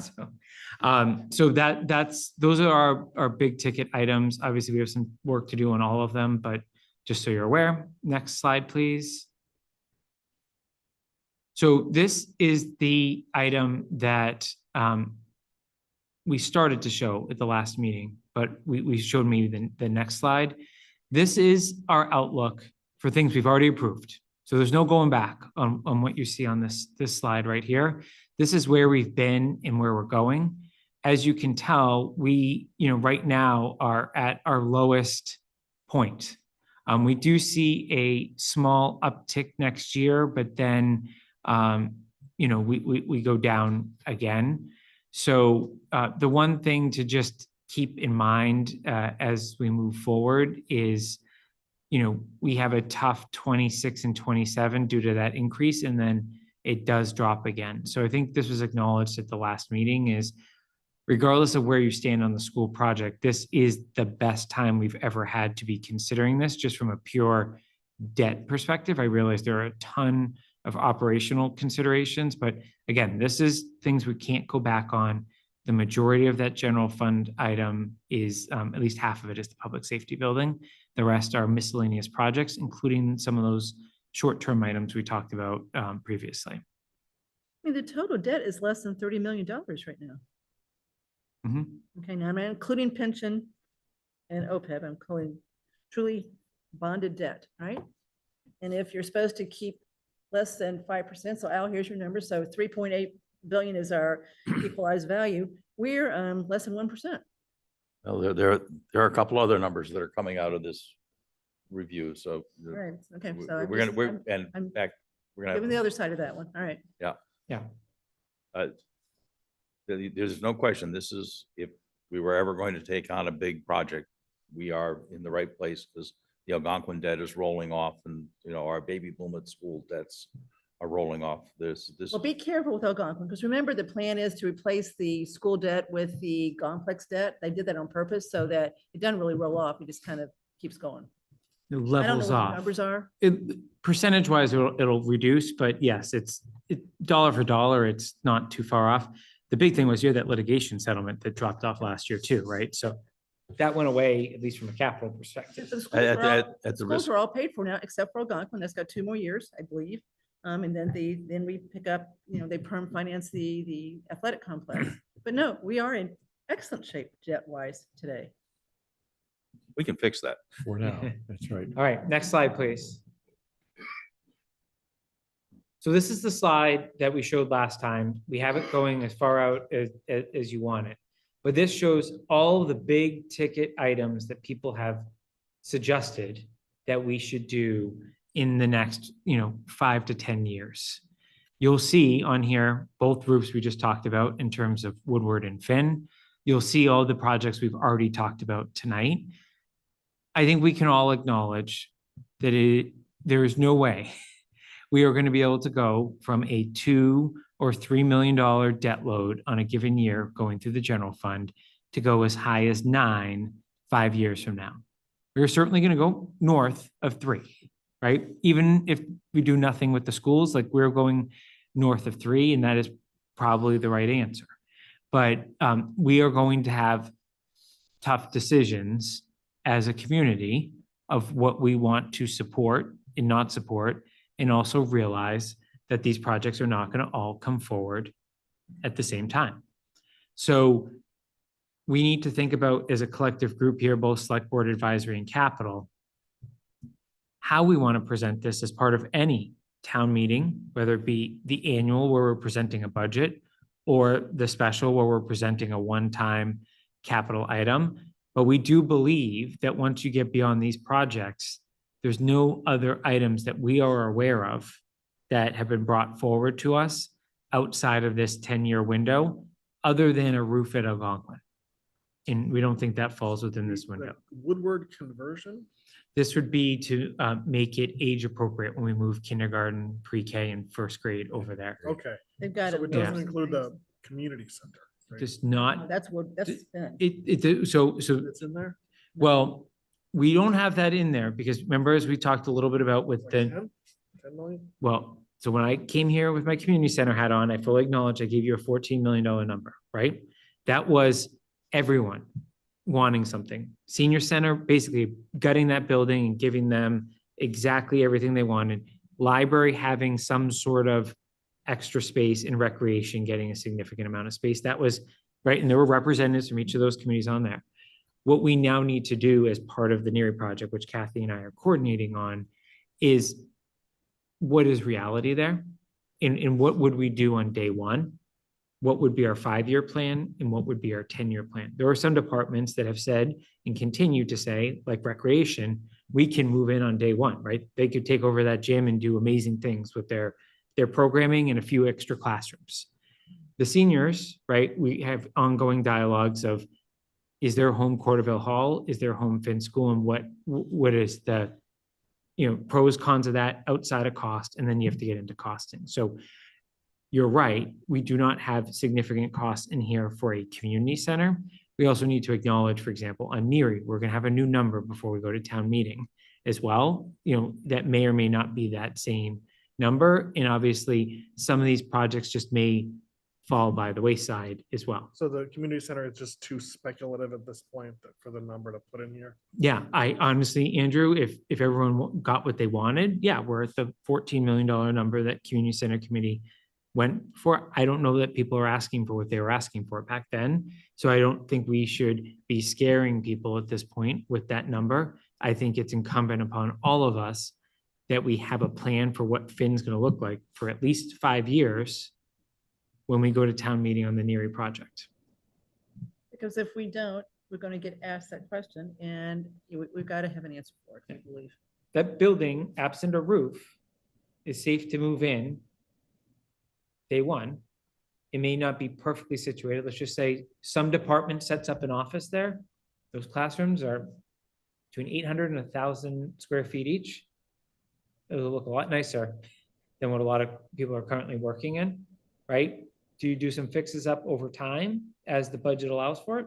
You know, that is a plausible solution here if there are offices. But we need to remember, the Finn discussion is not driving the Neary discussion. We need to let the educational part of that drive it. So that is the only thing, fair caveat, that will get added to this if it becomes an actual project. I think it's speculation of whether it's actually a project beyond the roof at this point. So can we focus this as an example on fiscal year 2030? Yep. If Neary goes through, it's totally built at that point. That's your current bond. I don't know what you take out of this, Jason, out of the $10 million that totals, other than possibly Choate, but that's only 350. So you're still talking, $9,650,000 of debt service. You got to do these roofs. You got to fix the culverts, right? The library. They're going to hear in the next couple of weeks about that. So we'll know soon whether they got into that program. But a lot of people want the library program to happen, right, Marguerite? So I don't know how you get down to the number you said a minute ago. I mean, you're starting off with 2.2 is already done, right? And then Yeah, where we're starting is just not fair, right? Like, What? where we're starting is not fair. We're in such a great position right now that any increase looks enormous. But maybe if there's any good news in this, the good news is once you get there, it's steady from that point on. And so, keeps yeah, there's a declining. jump, all right, but then it's not, it doesn't continue to jump, I guess is what I'm trying to say. But Yeah, but I mean, we Kathy, need to acknowledge there will be, Andrew, go ahead. I said, Kathy, what we're missing here is, and to Al's point and his memo, we are missing a big chunk of other infrastructure, right? We got two sinkhole projects here, right? We probably have what? A few hundred yards worth of projects and all the miles of roads and culverts we have in this town. That plan to say, but we could have $2-3 million a year for the next 20 years to repair what we've been not investing in for the last 30 years. I agree. So what's not here is Bill's road plan, right? Correct. As far as what we've got to do these sidewalks we want to do, to fix these long roads that need a whole lot of work. So I agree that's not in here too. Okay, Yeah. so I am, Corderville Road project, right? That's not in here. Yeah. that's not in there because we've been told it's being explored as a tip. So Yeah. Just that's the one that scares me, is that we have, $100 million of infrastructure that's going to need to be replaced probably in the next 15, 20 years. That where are you getting your 100 million? wasn't that what Al had in his memo? So just my very, very, very rough estimate, and I'm going to try and make a better one, is that if we had to replace all of the assets that we currently own that are in the ground, it's on the order of $250 million. But how do you know that, Al? What have you done to come up with that number? That's a scary number to throw out without truly doing a lot of work to get to it. Well, I'll tell you what I did. And again, this is very rough. And I'm going to actually sit down with Bill and see if we can't get a little more detail on it. But, I sat down with Bill and asked why these culverts cost so much. And he unfortunately knew what he was talking about and explained to us how the state has given us lots of favors in terms of changing the requirements. I looked at the number of miles of roads we have, the number, a rough estimate of the number of miles of drainage system we have. I used the number of $1.5 million a mile to put that stuff in the ground. And, that's how I sort of, this is reality. Now, could I make that number better refined? Yes. But it's not going to be less than, it's going to be some number of millions, and that some number is going to be 3 digits. So it's going to be a 9-digit number.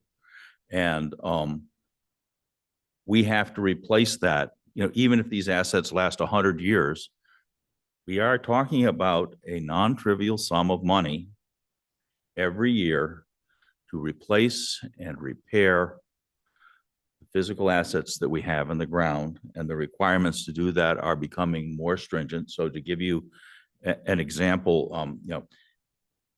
in 1960, when we put a culvert in, we put a steel pipe in. Now we've got to put an engineered structure in that allows for a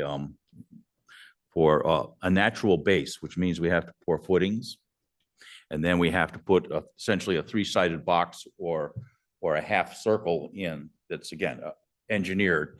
And so that's, an order of magnitude more expensive than putting in a concrete pipe, which, was what we did in the past, worked really well. But the state is now mandating that we do these sorts of things. We know, for example, that we have a expensive repair on Atwood that could be 6 figures.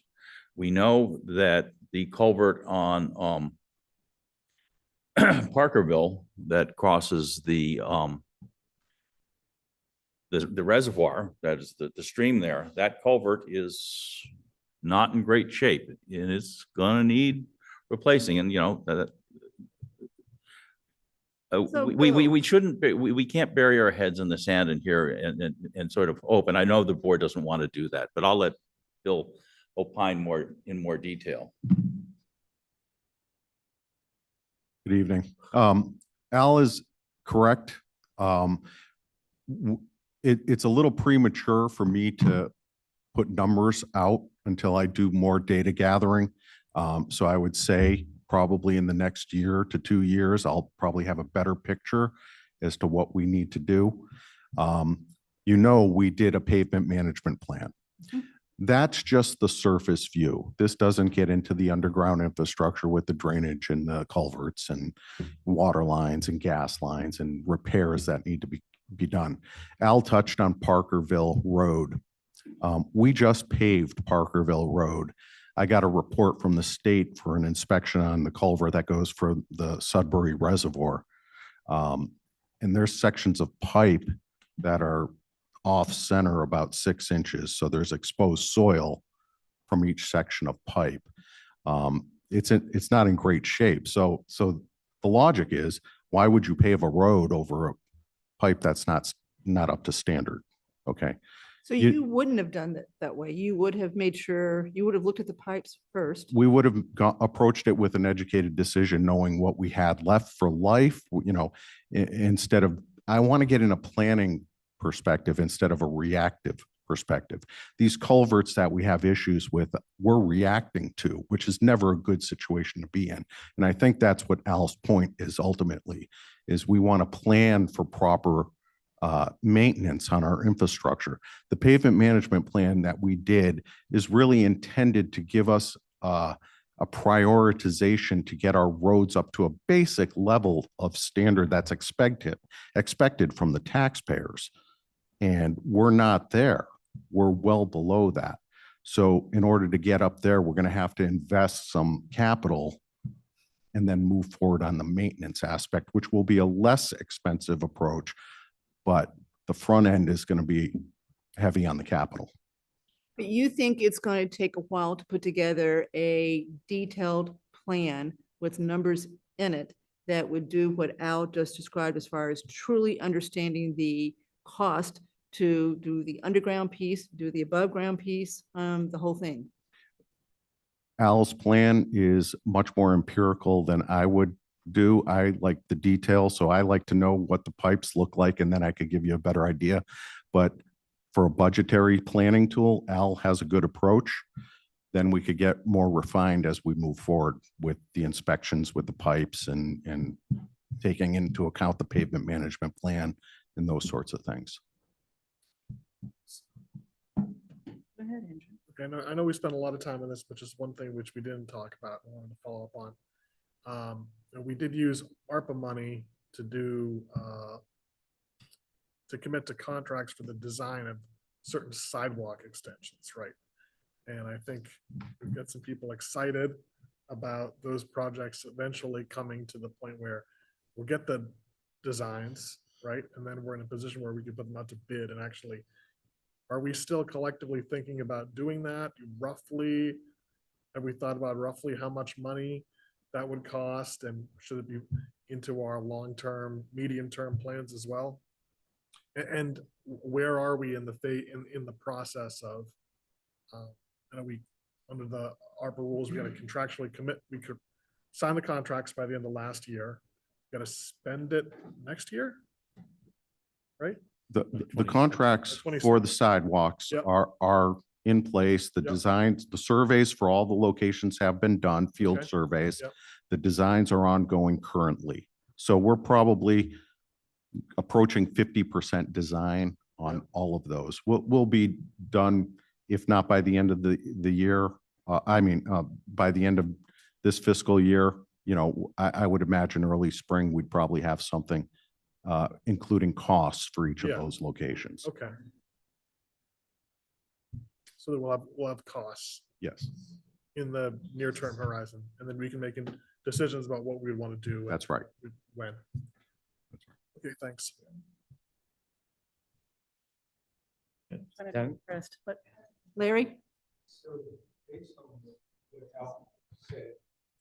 Yeah, based on what Al said, it seems to me that we're looking at, another $4 million, of culverts and sinkholes next year. year and the year after and the year after. And the question is, are we being too short-sighted in the way we're planning to fund this? I mean, should we be looking at a $15 million 30-year bond and start building up that reserve so that we're not going back every year and saying, oh, well, we need another $4 million now? Should we be looking out a few years? Because it sounds like it's going to be a lot of money and it's going to keep coming up every year. We're going to be having the same discussion in January of 2026 about, do we want to fix some pothole on Flag Road that fell in last week? So, I think maybe we need a longer term view of this particular problem. I agree with that. So I don't think we should spend any more time on this tonight. So thank you, Bill. We're trying to help us understand. We really probably have a big piece missing from here. Yeah, I mean, it goes back to my initial comments that we need to figure out what we're doing with road maintenance, and obviously that's above and below grade. Next slide. So here are kind of what we need to focus on in terms of, and this has all come out through the discussion already, but this is kind of how we get from here to town meeting and recommendations, and obviously knowing that you need to take votes ahead of time. The water rate impact, we need to understand that to weigh in on the capital part. It obviously looks like a huge jump overnight, but you may tell us the water rates can support it without sort of a massive increase. I don't know. So we need some help there. Sinkhole culverts, look, I think been eye-opening for all of us as we've gone through this process. We need to think out something that isn't just Southborough funding these, right? And that's obviously where all of you can at least start to grease the tires and figure out where we can go. We know what we're going to have to do in terms of schools, regardless of what NERI or anything else. We know what the state funds us. We know what the state funds us on regular road maintenance through Chapter 90. This is a new issue that none of us have faced in any of our roles with the town. And then just the timing of the Trotter roof, I think it'll be important to stay coordinated with the school administration. If that project is amenable to all of you, that we make sure we take advantage of the NSBA program. Again, first time application that got accepted. That doesn't happen in either of the programs we're in now, and somehow it happened with the roof. So they saw something in terms of the leaks and the other parts that are already there that allowed it to rise to the top of their funding formula with the other cities and towns that were granted entrance. So I would add Choate to this key items to focus on, right? Yeah. On that uplifting note. All right, any further questions for capital? we're not voting on anything tonight. This is just for us to understand what's on the table and to take that into our budget summit on the 25th and then continue to discuss. So other than adding Choate to that, I think depending on what questions you all have, do you need us back and what do you need us back with is going to be, you don't have to answer that tonight, but like, what do you need from us? But two, clearly that appropriation number is too high, right? So as you go through the broader discussions with Brian and the team, and as you start looking at department heads and where you're going to keep and where you're going to cut, we need guidance of, hey, capital, you need to be no greater than 1.5 of capital appropriations. You need to be no greater than 1.2. And then we'll work with the department heads to come back and say, if you want that, here's what it would mean to service, right? Like if, just because Bill happens to be here, if we had to cut one of his trucks, he should be able to articulate, this is what would happen with plowing or other routine items. There wasn't many other departments, like if we decided against one of the facilities projects, what would John do in the meantime with those projects? What does it mean? What's the inflation? So that everyone's eyes wide open. Are we trying to hit a number? Or are we trying to do what's financially prudent in the short and medium and long term? Andrew, is advisory here in total tonight? There's a quorum. No, I just know quorum. quorum, but are you all here? No. No. Who's not here? How many are you missing? Tim, Adam. And Barry and Marcy are here. Larry's here, you're here. That's 4. Yep. Howard. Where's Howard? Howard, yep. He's Howard not here? Schreiber. Howard's not here. Howard is here? No. So you're missing have 3 4. out of 7? We have So 4. I out of don't know 7. what else you're going to say on the 25th that you haven't said tonight is my point, but you've got 3 advisory members that didn't hear it. There's always a recording. Yeah. Yeah, I mean, I think the idea is that they couldn't make it, they can all watch it, but I think the 25th is more, be able to cover off some of these bigger ones with our department heads and go line by line like we have before and say, this is what you submitted. What can we try to whittle down? Operating budget though, right? You're talking operating or capital, Andrew? When we meet to talk about the budget, we cover capital and we cover operating every time. That's not how we did it last year. Last year, we came and did capital up front. We made our recommendation. Correct. I think there was a few outlying questions that you then asked the department heads later in the day. Yeah. That's what I'm saying. Like we talked to the chief about the ladder truck and we talked to Bill about some of the DPW items in more detail. Okay, but my point is, I don't see why capital would come. Yeah, I don't think capital needs to come. I'm just saying we might touch on capital items. Okay.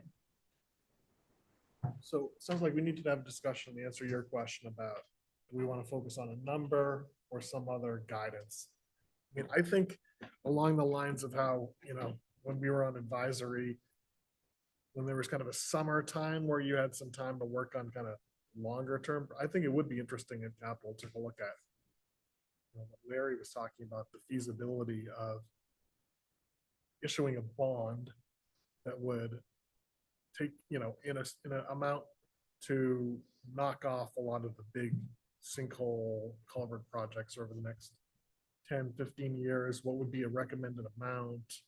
But you got to have the projects ready to go. You're not going to float a bond unless you've got the project. I mean, you can definitely float a bond for roads, right? Because you know what roads to do, but to do the sinkholes, you got to have, Okay. the sinkholes have to be ready to. We can fix. come up with a plan. Yeah. Not this year. This would be for next year. Certainly, we can come up with a plan. Like, Yes. Okay. I'm not even convinced you need to have a specific set of projects float the bond. Well, you don't want to float a bond without, unless you're going to spend the money. You don't want Well, to sit there. paying you have debt. a purpose for spending the money. Because, the one thing we know for sure we got plenty of projects. You don't float a bond, borrow the money and start paying the interest unless you know you're going to spend the money. You don't keep it sitting in the well, bank. so I spoke to Brian about this a little bit, you do the interim financing to the bond so that, you're not paying interest on things you don't have to. So there's a lot of details that have to be worked out, but we don't necessarily have to have an identified list of projects because as Sam says, we got no shortage of things. And, you know, what you do is you actually float the bond at the end of. If you the- can end up with a Right. line of credit type facility that you can pull on as you need it, okay. Yeah. Yeah, But let's not, effectively. okay, so as far as process, I don't see any reason to come on the 25th. We'll talk to the department heads, mainly Bill, about their request as far as any other specific requests. The other three advisory members can watch this to see what you guys said, so they'll take care of that. I mean, we've got some big operational things to get through too. Police department wants a huge increase in manpower, huge increase in salaries. Fire wants quite a bit, so we've got to get through that too, before we decide where we want to end up. So we don't know where we want to end up yet. We're- So you know where to find us. I will remind you with each of those operational increases will come capital items on police and fire. So just make sure you're factoring that into any decisions as well, because some like the deputy car are being carried in our plan. Some like additional police cruisers are not in our long-term plan. We have 2 a year. So if you add officers, you're gonna have to add cars because you're not gonna have enough cars for them to occupy. Thank you. I think you've done So an excellent job. Let me just make, so you know that Chief Newell has asked for, is it 6 new policemen for fiscal year 26? Something like that. So what vehicles they need are not part of this plan, correct? We have 2 in our plan for now, but I mean, Chief Newell has been very clear that obviously as they increase staffing, there's additional need, especially when you're adding, like you just added a lieutenant, right? I don't know if that lieutenant has a take-home car too, like the other lieutenant had, right? So I think there's just, you naturally have more officers on the road, which creates more miles on the vehicle, which makes them need to turn them over quicker than they currently are. Thank you. I think I lost my quorum at some point during then, so I don't think I need to adjourn. Vanessa, can you just confirm that Joe's gone? Did send a text. Yeah, Yes. all right, so I'm good. Jason, Thank you. Let us know what you need. Steve, Thank you. nice to see you. Thank you. Thank you. Next time we'll look for the magic answer. Yeah, next time you I just, wish we had. All right, let's do reports. So I'll start out with Mary. Okay, so what I wanted to make sure everybody understands, put on your calendar if you could, February 7th. It's a Friday. I don't know what time yet. So we're going to end up with 2 new estimates of the cost of the project on February 5th. So this time we've got the original estimator, he's going to do one, and then the OPM is going to do a second one. I'm sorry, February 5 or February 7? 7th is a Friday, right? Okay, yeah. Yeah, you agree? So Yeah. the 5th is when we're going to have the info. So the Neary Building Committee Finance Subcommittee, of which Andrew Pfaff and I are part of, have 2 days to turn around what they give us and be ready to deal with it on that Friday and be ready for the full committee on the following Monday. So what's important to understand is we're going to have 2 new estimates that are going to be done by the current estimator who did the estimates we're working with right now, and then the OPM does their own independent estimate. They sit down together, they reconcile the differences and come forth with one reconciled estimate that will be given to the finance subcommittee for that meeting on the 7th. That is the number that will go to town meeting. We don't expect to have any further adjustments to that number after that. There will be once you start, if the project is approved and then you go to bid, et cetera. But until then, the number that the town will be shown at town meeting will come out of that February 5th, February 7th estimates. All right, any questions on that as far as process goes? So to the extent you can tune into that meeting, it'd be helpful. I think you'll hear a lot of stuff that maybe you haven't heard before as far as how the grant works, et cetera. And then the Neary Building Committee will come back in from the select board to basically discuss that after that meeting. Okay, and then town meeting. All right, Andrew, One Stop Grant.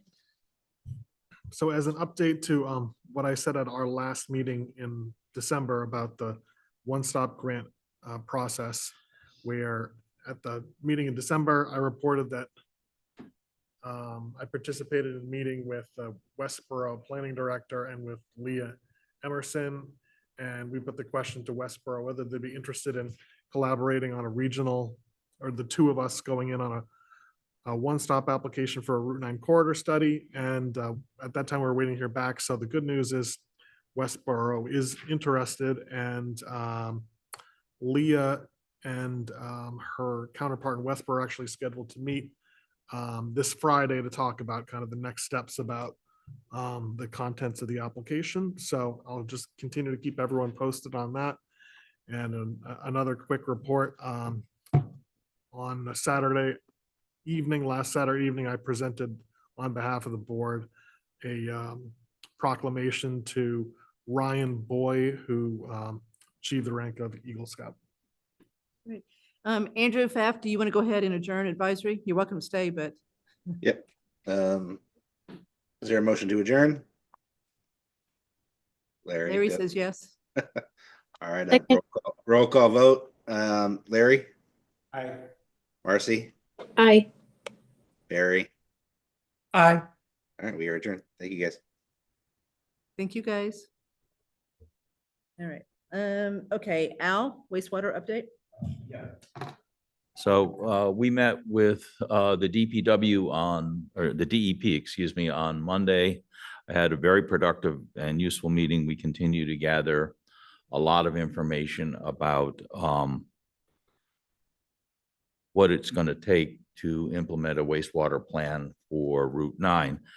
So far, no one has told us that this is a terrible idea and that we're crazy. Well, that's a separate matter. The sort of intermediate step is to work towards developing what's called an integrated plan, which is an actual sort of actionable plan for building something. That, you know, it's the plan that would then trigger going out to bring somebody in to actually build to develop a plan for a specific wastewater treatment plan. So, and we have a number of the components of the steps, but there's a lot more, there's a lot of technical stuff. We did find out that, you know, if we want to do a regional approach, it becomes more complex because of something called basin management, but it's a minor detail. The next period of time, I think we need to start focusing on geography. That is, in other words, specifics, you know, where you might put waste collection lines. We learned a lot about where you shouldn't put collection lines, like on the margins of road that'll then be covered by snow. We're going to brief the Board of Health, because I think at this point we could probably use some of their expertise in terms of soil absorption. And we are going to begin to have at least, you know, incredibly preliminary discussions with some of the major stakeholders along Route 9 to see, you know, because at the end of the day, they're going to use the system and they're going to have to pay for big chunks of it. So we want to make sure that, you know, they're on board with what we're doing. So we continue to make progress. I'm going to suggest that on the 21st, we actually place this on a other matters so that we can have a more fulsome discussion and have a presentation for what we've done to date and sort of talk about how we move forward. But, you know, we are making sort of steady progress. Sam, do you have anything to add there? Nope, a lot of moving parts, but still some possibilities out there. And again, it's expensive, but if you do it right, there's the possibility that you could generate additional commercial tax base along Route 9. So that's the goal. I will add that there's one option which may be very appealing to this board, which is it might be possible, and again, this is in the realm of long shots, but they're all long shots at the moment, that this could all be done privately. And if it's done privately, that, you know, we might be some form of a public-private partnership, but that would ease, you know, our funding burden, placing it elsewhere. But that is something that we're going to continue to poke at. I think that's a great thing to poke at.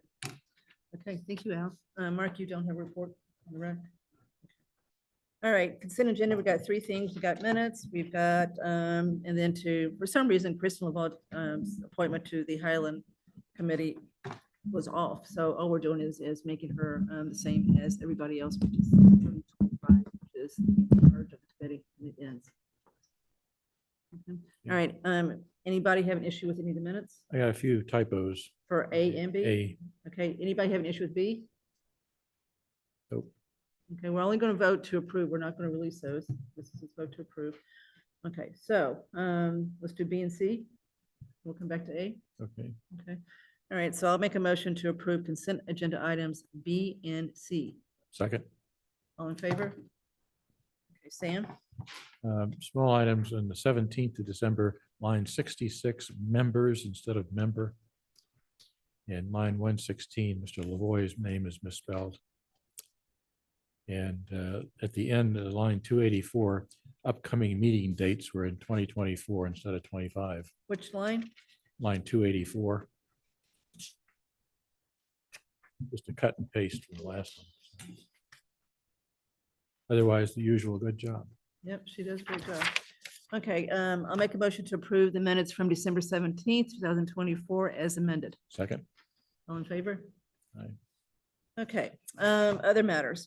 So select board office hours for the next 3 months, including next week, January 14th, February 11th, and March 11th. Anybody have any specific dates they want to do, those three? I'm open to any of them, but happy if others do them. So, And let's start with January 14th. I cannot do the 14th. So who wants to do the January 14th next week? So Marguerite, Ann, and Al. Okay, February 11th. I can do those. You can do the Um, 11th? Vanessa, do you know when the next tricentennial committee meetings, or if that conflicts with, we haven't done it? Okay, Yes, I'll do that one with you. okay. Okay. March 11th, Sam, you want to do that I one? could do March 11th. yeah. And who wants to do the 11th with Sam? We do 6 PM, right? Yep. Okay, so you got it? And that's that, Mark? All right, so January 14th is Marguerite and Al. February 11th is Andrew and Kathy, and March 11th is Sam and Marguerite. All right, tree warden. So this is a two-part agenda item. We can only do one tonight because the governor, as far as we know, has not actually signed the changes to the special act that we requested at the annual town meeting last year. It's got to the legislature. It's sitting on our desk. He apparently has 10 days to sign it. And if I do the count, today is the at least 9th day. So hopefully it gets signed by tomorrow. So we will do the second part on the 21st, just to be perfectly legal here. But what we can do is talk about the stipend for the newly to be appointed tree warden.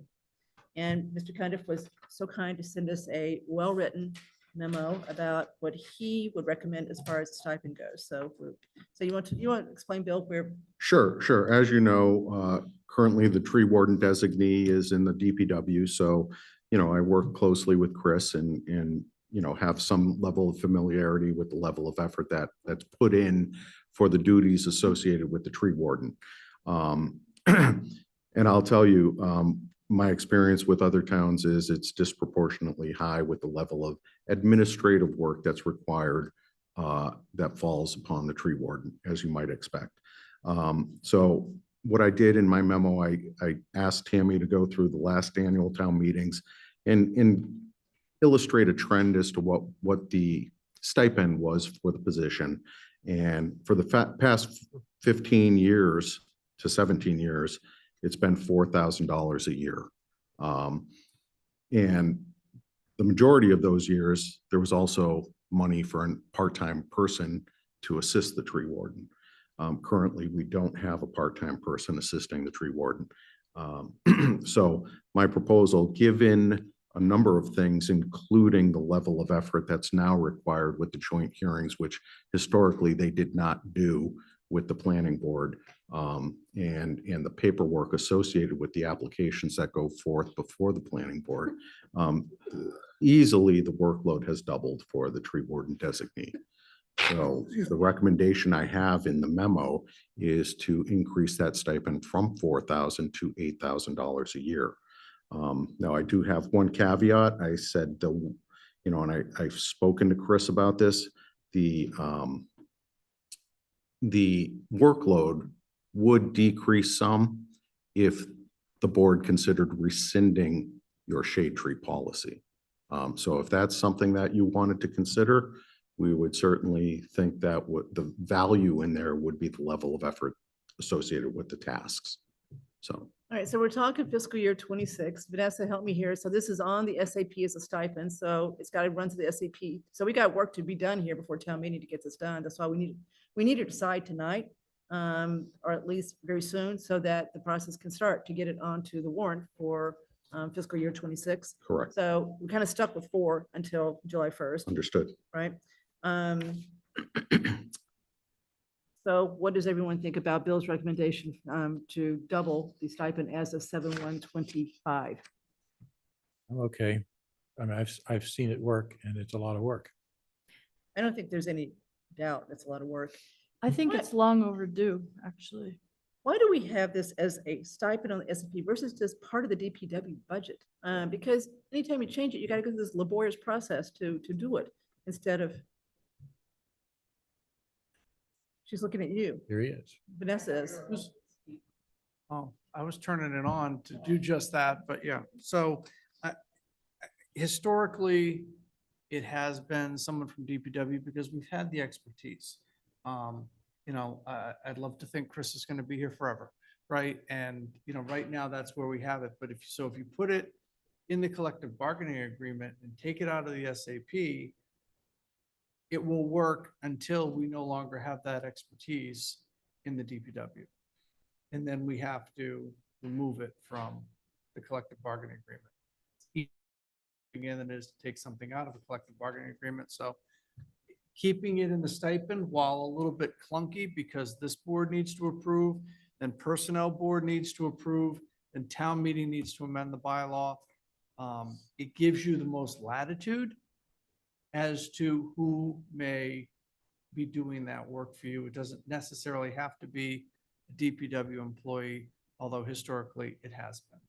So does Chris do this work on top of his 40 hours? He does. He comes in on nights to have the hearings and he's out there on weekends sometimes when we have calls for limbs coming down. And granted, there's some level of overlap in duties and responsibility. But when you can knock off those 2 birds with 1 person, those 2 tasks with 1 person, there's value there too. You're not hiring a second person to do that. So the DPW current collective bargaining agreement doesn't address this at all? No. All right, so I guess I raised it, that's probably easier this way, even though it's clunky, it's clunkier. Could be clunkier. Right. Okay. All right, anybody have any comment as far as the recommendation to go from 4 to 8 once we appoint the new tree warden? Well, I think it does raise the question, we should maybe take another look at the shade tree policy. Okay, we can do that. But so do you want to do a motion to say it'd be 8 if we keep the shade tree policy and it'd be 7 if we rescind it? Sure. I'm just trying to get this in the budget so Yeah. we can keep this rolling because it's got to then go to personnel board and they are rather short on members right now. So they have trouble getting a quorum. So we've got to try to give them as much time as we can to get it approved. Right, Vanessa? It's on there. Okay, good. So I'd like to get this off our list tonight, if we Yep. can, if there's an agreement. After what we saw with capital, it's pretty short money. So that we're done with this and then next meeting, we'll actually approve and appoint the tree warden. So Madam Chair, all I will say is that we've not increased this number in quite a while. I agree. I think you see the value that we've gotten from Chris as the board's designee in doing this. $1,000 is, I understand what Bill is asking, but I really think that it should be $8,000 regardless. And making determination on the shade tree policy, you know, is a separate matter, but which will take some of that off his plate. But I do think the amount is deserved regardless of what you do with the policy.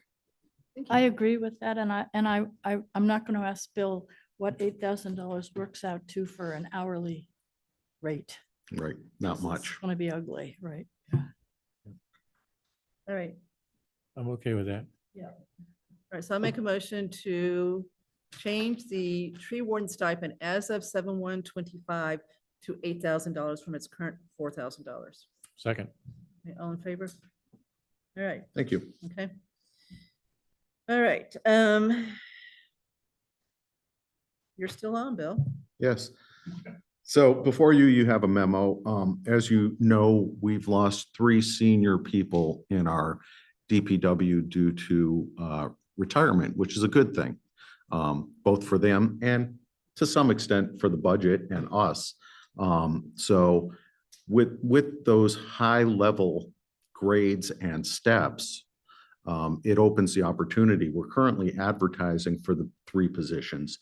Well, 2 positions. The 3rd position, the transfer station assistant, their title was actually equipment operator 2. And what I would like to do is to take that and create a new position called assistant transfer station operator. The transfer station operator, you can't have the same level person in both positions. It's better to have a hierarchy, if you will.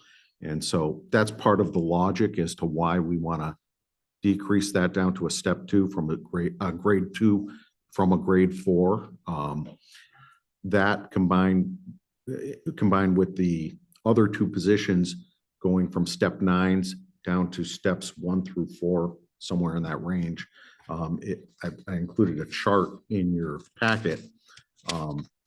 Looking at those 3 positions, I'm proposing that we add another position of truck driver, and looking at it from a salary perspective only, not a benefits perspective.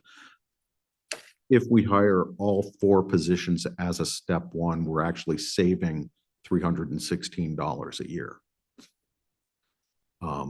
If we hire all 4 as a step 4, it'll cost us an additional $21,000 a year. So my recommendation is we definitely need assistance in the department. We're short. This will help support the rest of the department and at minimal expense. It's a good opportunity with the vacancies that have been created. So What's the benefits cost for these options, roughly? that's a good question, and I'd have to kick it over to Mark on that. Well, I'd have to think back to what we just did at town meeting, but I think it's probably about $30,000. Per person Yeah, so But 3 of these positions are existing. already there. So those are already baked into the So it'd be budget, an but extra 30 there on is going to top of be it. a new position, which is going to require a new set of benefits. And as you know, Brian Ballantyne tells you every year, we run that pretty thin in terms of extra plans. So, So worst case is 50K, 20 plus 30 ballpark. That's right. And you just don't know what step they're going to come in at. That's why you're saying. That's right. Yeah. The authority that the department head has is from step 1 to step 4. So of course, I'm going to try and get at the low end, but if someone warrants coming in at a step 4 and they're a good person, that's what we're going to do. What have you done for your fiscal year 26 budget as far as this goes? I've maintained the existing positions So you'll need to as adjust step that. 9. If we approve you doing this, you'd have to Yep. adjust the budget. Yep. quickly. That's correct. I support this. Anybody have any issue with this? go ahead, Al. Oh, no, go ahead, please. Oh, I just have one question. Where on the first page of the interoffice memorandum, 3 reclassification of Bridget's position. The second item, to transfer station assistant grade 2, but in the job description, it's assistant transfer station operator. It's just 2 slightly different terms for the same job. They're the same job, right? It's the same job. My understanding is there were some concessions made when the transfer was made from the cemetery department to that transfer station position. So the actual title would be assistant transfer station operator? Correct. Okay, thank you. That's all. The 2 questions I've got is, how successful are you in your recruiting? Are you getting applicants? You know, We are getting dribs and drabs of applicants. We do have one candidate that is very excited and keeps inquiring about the status, but I haven't landed the plane on the positions. So once I do, we're going to schedule interviews probably next week. Okay. Okay. Then the second item is, it looks like in this financial policy review, we're going to greatly expand the pool of people that are available for tax work-offs. In particular, the recommendation is to increase the income threshold and also the rates. And so I'm going to simply encourage you to think about how you might use those people in some form of operations. I don't expect you're going to get any tax write-off folks that are heavy equipment operators, but you never know. Yeah. I'm a big advocate of that program, and I do have positions that I could use people Okay. on. When I apply for mine, I would love to drive. I have snow plowing experience. There you go, Bill. It makes me very nervous. It's the mailbox. Which side does the tax write-off got? I'm getting you. Well, we know what the mailbox policy is, so you'll get $50. Yeah. Okay, Al, is that it? 35. Okay, everybody sounds like they're okay with this? Okay, so I'll make a motion to approve the changes that Bill has requested to the various positions in the DPW outlined in his memo. Second. All in favor? Thank you. All right, Bill, you're still on. All right, lastly, we have received a letter, and I'm not sure if everyone's received a copy, but Mass DOT, as mentioned earlier with Jason, we did submit to have Corderville Road, the southerly portion from Route 9 down to Southville Road, as part of the TIP project. We thought it was a good candidate project, given the fact that between Route 9 and the train station, the state would look favorable upon it. And that's what it appears. They've come in with their estimate for the total federal participating construction costs of 18.5 million to do that project. So this means, much like the Main Street project, this would get on the TIP, and then the state would basically pay for it and manage it. We'd have some input and oversight, but it'd be their project. We, of course, would be responsible for the design portion. The design gets done by our engineer, gets submitted to the state for review, and then once it's approved, they take it over. So We design, we pay for the design, and then they take it from there. correct.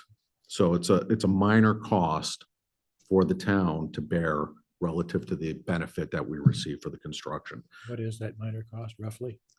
I don't have VHB's proposal yet, but I've asked them for it. It's going to be millions of dollars? or- No, well, usually roughly it's 10% of the construction cost generally, okay? Given that we've already got the existing conditions survey and a lot of the legwork that's been done already, We had a pretty good. I would plan. expect we're gonna be below that. But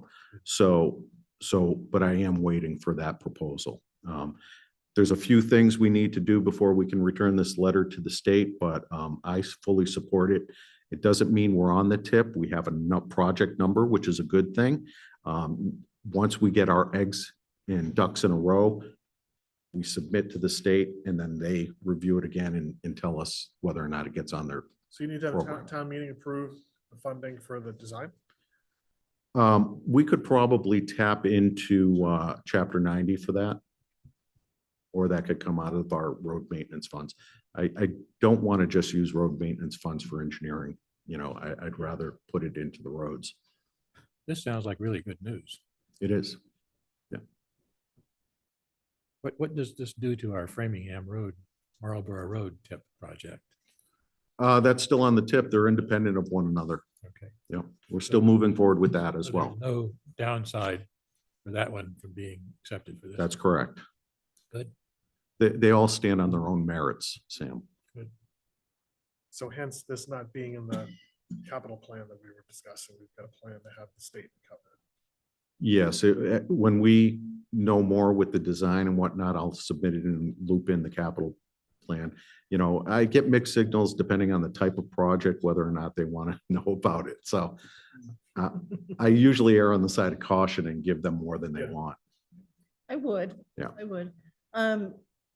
Why did we have to contribute so much to the downtown project? Why was such a big piece of that ours, not just engineering? You know, we paid for it from call it Morrow's on down to Newton Street. Why did? Because that's not part of the TIP project. The TIP project terminated pretty much at Park Ave, Right, and Park so we Street. wanted to do more, so we said, we'll pay for that. piece. Correct. Okay, this is different. They're gonna pay for the whole thing. and all we have to do is do the engineering, and we've got control over the design, Correct. okay, local control of design. So we'd have a chance for. Well, they're only going to approve a design that they approve, so. I understand, but we at least have the opportunity for input from residents as far as. That's correct. design goes. And there's milestones that the state even has for input from residents.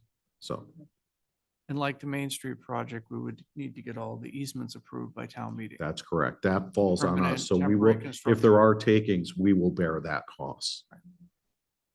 So this is $18 million of road money we don't have to come up with. I don't know why we wouldn't say, let's keep going. until- And we have 2 years 2 years. to- in order to get all the approvals. That's required right. for this to move forward.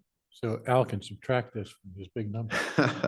So it's So now. it's 0.25 billion minus. $232 million. Yeah. Oh, thank goodness. That's progress. Okay.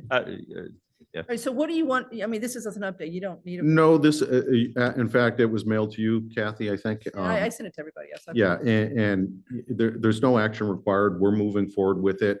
And your support, this is just to let you know and get your support and keep you in the loop. Thank you. Okay? All right, Thank you. so I think Thank you. you're done for the night, Bill. Have a good night. All right. Drive Yeah. carefully.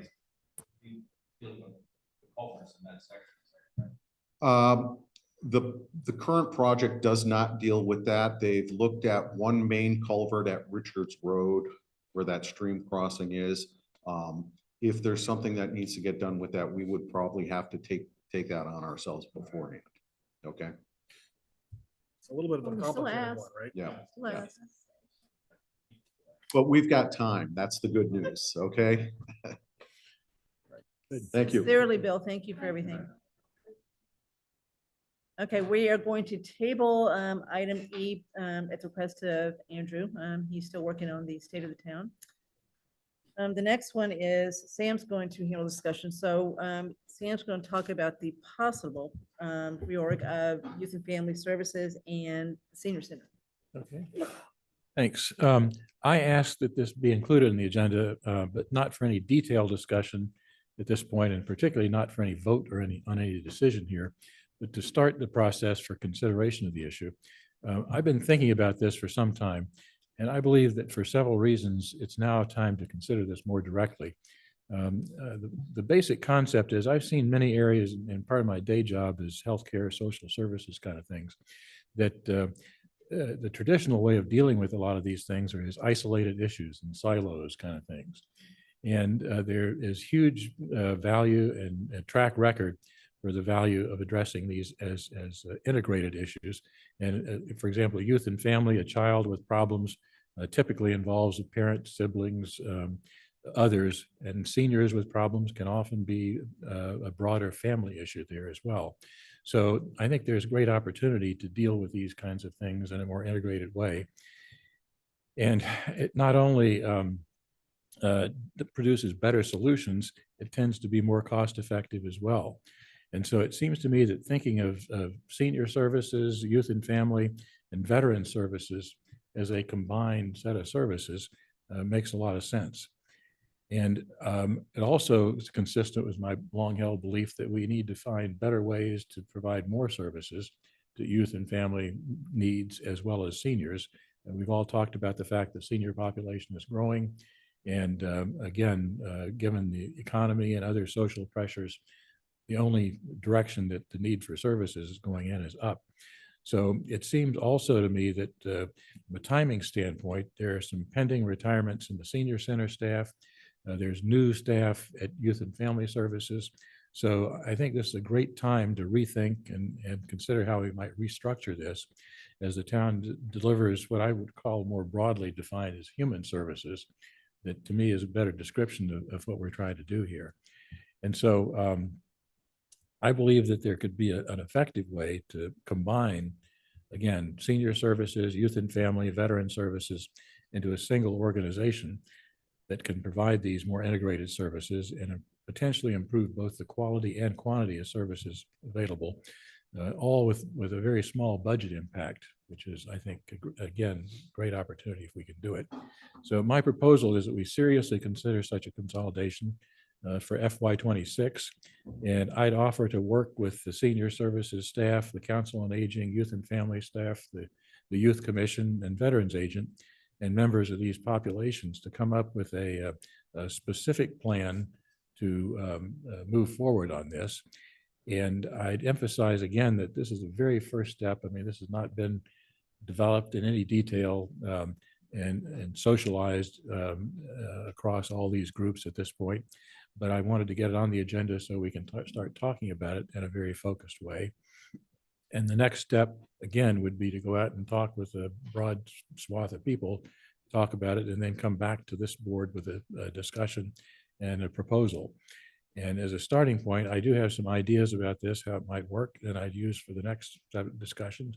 And I guess I would, as we've done in other places, maybe think about having one other member of this board to work with me on this to allow us to move forward as a next step. So again, no decisions, no votes in the near term here, certainly, but again, looking for ideas and input from various people.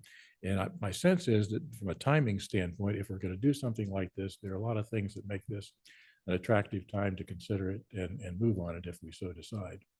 So that's sort of where I am on this, and looking for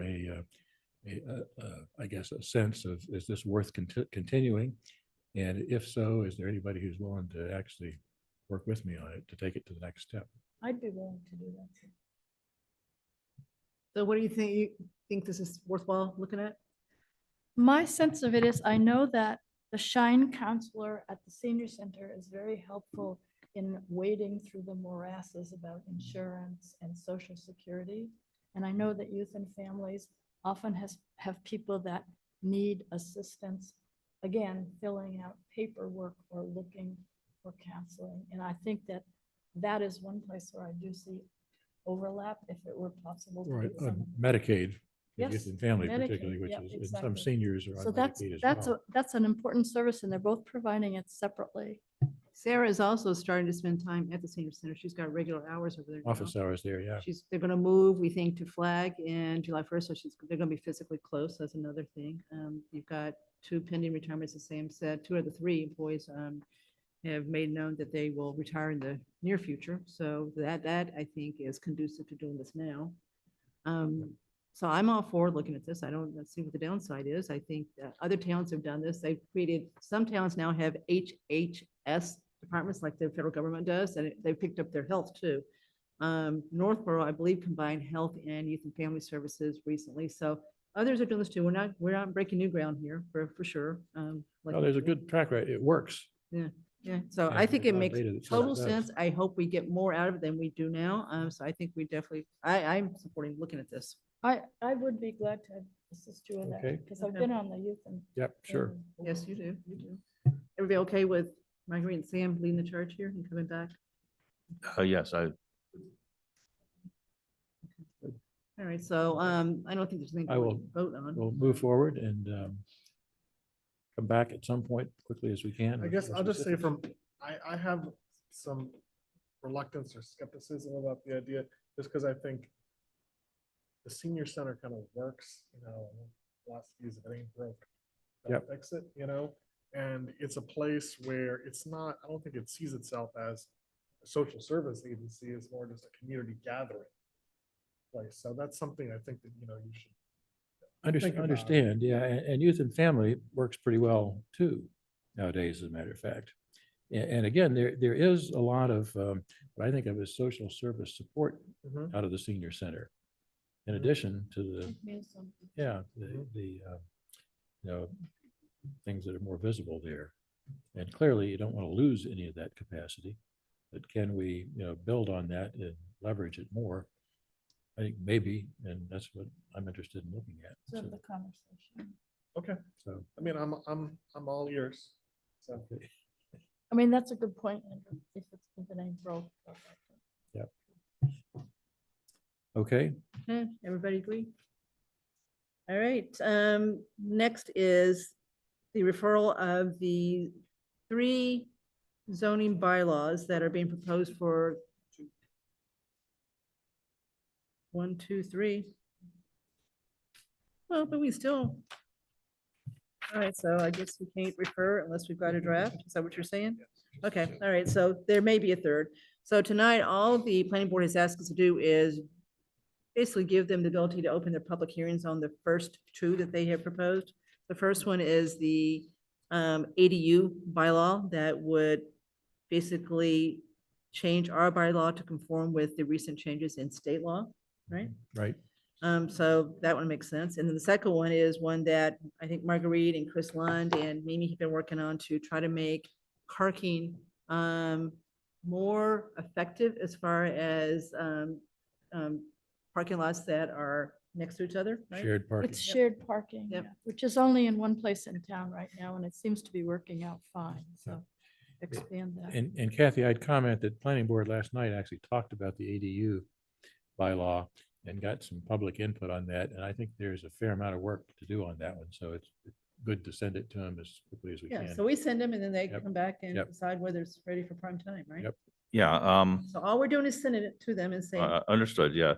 I think there's substantial debate that's required on the ADU. You know, this bylaw takes the maximal approach as opposed to a more minimalist approach, but we should send it forward. On number 3, I met with the cast of characters, the planning board and the building department and the economic development department today, and actually made some good progress on greatly expanding allowed use or the uses without requiring a special permit.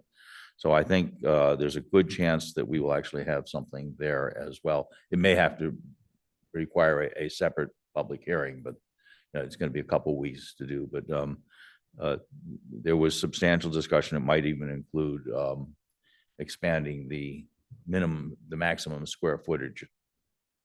All right, so that's a Okay. positive step too. These are all, number 2 and number 3 are very positive steps to try to make things, again, more easier to get done here. Okay, so the motion is to refer the zoning amendment for the ADU bylaw, 174-9, and the zoning amendment for shared parking bylaw language in 174-9, 174-21 to the planning board so they can open their public hearings. Second. All in favor? So you'll let Karina know that we did what they asked us to do. Okay, the next one is very exciting. So as everyone probably knows, the changes that were made at the September 30th special town meeting have now been approved by the Attorney General. The Attorney General did, they had some language to this one, but we've checked with Town Council. We are free to approve tonight as far as appointing members to the revamped Affordable House Trust. Shopsy is now gone, right? So we've got one entity here. We have had, so we've got 5 trustees with the new structure. 1 is going to come from the select board, 4 are going to come from elsewhere. We've had 3 applications so far for those 4 positions. I do believe we're going to have a 4th that we can consider on the 21st, who is also a person who's got a pretty good background and stuff and is pretty excited about being able to do that. So tonight we've got 3. So the plan tonight is to talk about the 3 and also appoint the select board rep to the Affordable House Trust so they can get to business, right? So you have a quorum at that point. You got 4 out of 5. Yeah. Okay, so let's start with the 3 non-select board members. So we've got Jesse from the planning board, Jesse Stein. We've got Doug Mance, who's currently sits on the ZBA and was Shopsy. Jesse was Shopsy too. All 3 of these were Shopsy, right? Correct. Okay, so we got 3 former Shopsy members, and then Jesse, as we know, is on planning board. Doug Mance is on ZBA, and Paul Desmond is on the regional school committee board. Right.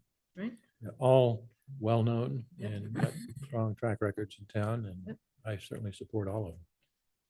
Anyone have an issue with any of these 3? I don't. The one thing I wanted to mention is that I pulled up the bylaw that we passed. So it says that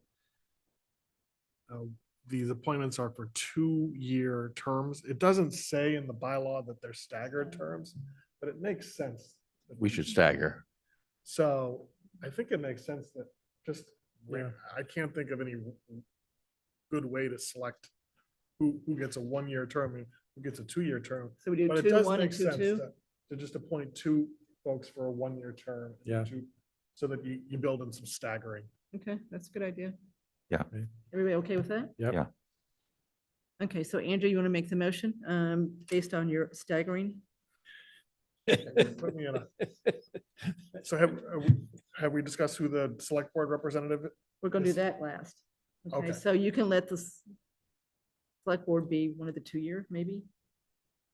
Well, Or 1 year. Well, okay, yeah, I do the select board 1 year. Yeah, Yes, yeah. and then have, so let's just pick, just do arbitrarily, make Jesse be the 1 year and then Okay, let so Doug and, I move that the board appoint Jesse Stein as a trustee of the Affordable Housing Trust for a term expiring June 30th, 2025. second on that one? It's less than a year. No, well, Well, but then. that gets them on the schedule. If we don't do it that You way. gotta do it based we're on gonna- June. It's right? gonna get That's the way we forgotten. should do it, right? Yeah, Okay. so I agree, we should do it 6:30, or we're gonna Oh, get I'll it. second. You agree? There's the 2 year. Okay. I'll second that one for Jesse. Okay. All in favor, Jesse, for a term ending 6/30/25? Okay, so that one's done. Okay, go ahead. And then I move that the board appoint Doug Mance and Paul Desmond as trustees for the Affordable Housing Trust for terms expiring June 30th, 2026. Second. All in favor? Okay, so now we got 3. Now, let's talk about the select board rep. Do we have any volunteers? Okay, do we have any other volunteers besides Al? I was going to volunteer Al, actually. All right, so Al, you're willing to serve as a select board rep to the, Yeah, I do believe it would be better if someone else chaired. well, you guys can deal with that when you have your first Yeah, meeting, right? but I actually agree with that, Al, because I do again, too, I do too. we are sort of oversight here and shouldn't be driving that process from a chair's position, I think, so. We agree, it sounds like. Yeah, so, yeah, you're gonna, So the idea is we point you to a rump term. When we- So. He's been called worse. Okay. all right, so Andrew, you'll make the motion for Al. I move that the board appoint Al Hamilton as the select board representative to the Affordable Housing Trust for a term expiring June 30th, 2025. Second. All in favor? All right, much in favor. Congratulations, Al, and thank you for doing this. It's a great Okay. opportunity. Very exciting. All right, and I do think we'll have a 4th applicant for the at-large position on the 21st. Okay, Vanessa, anybody in the audience for public comment? No hands up. All right, so executive session is next. Okay. So we're going to enter into executive session per MGL Chapter 38, Section 21, and we're not going to return to open session to discuss the following. We've got 2 things to discuss. Discuss strategy with respect to litigation, which is exemption 3, and police chief contract negotiations, which is exemption 2, as the chair has determined that an open meeting may have a detrimental effect on the town's position. So can I have a motion to go into executive session? Second. Okay, and you're going to tell me it's roll call vote, although I don't agree. Al, Aye. Marguerite? Sam? Aye. Andrew? Aye. And Cook is aye. So Vanessa needs to lock the room. and- Take a 3-minute break.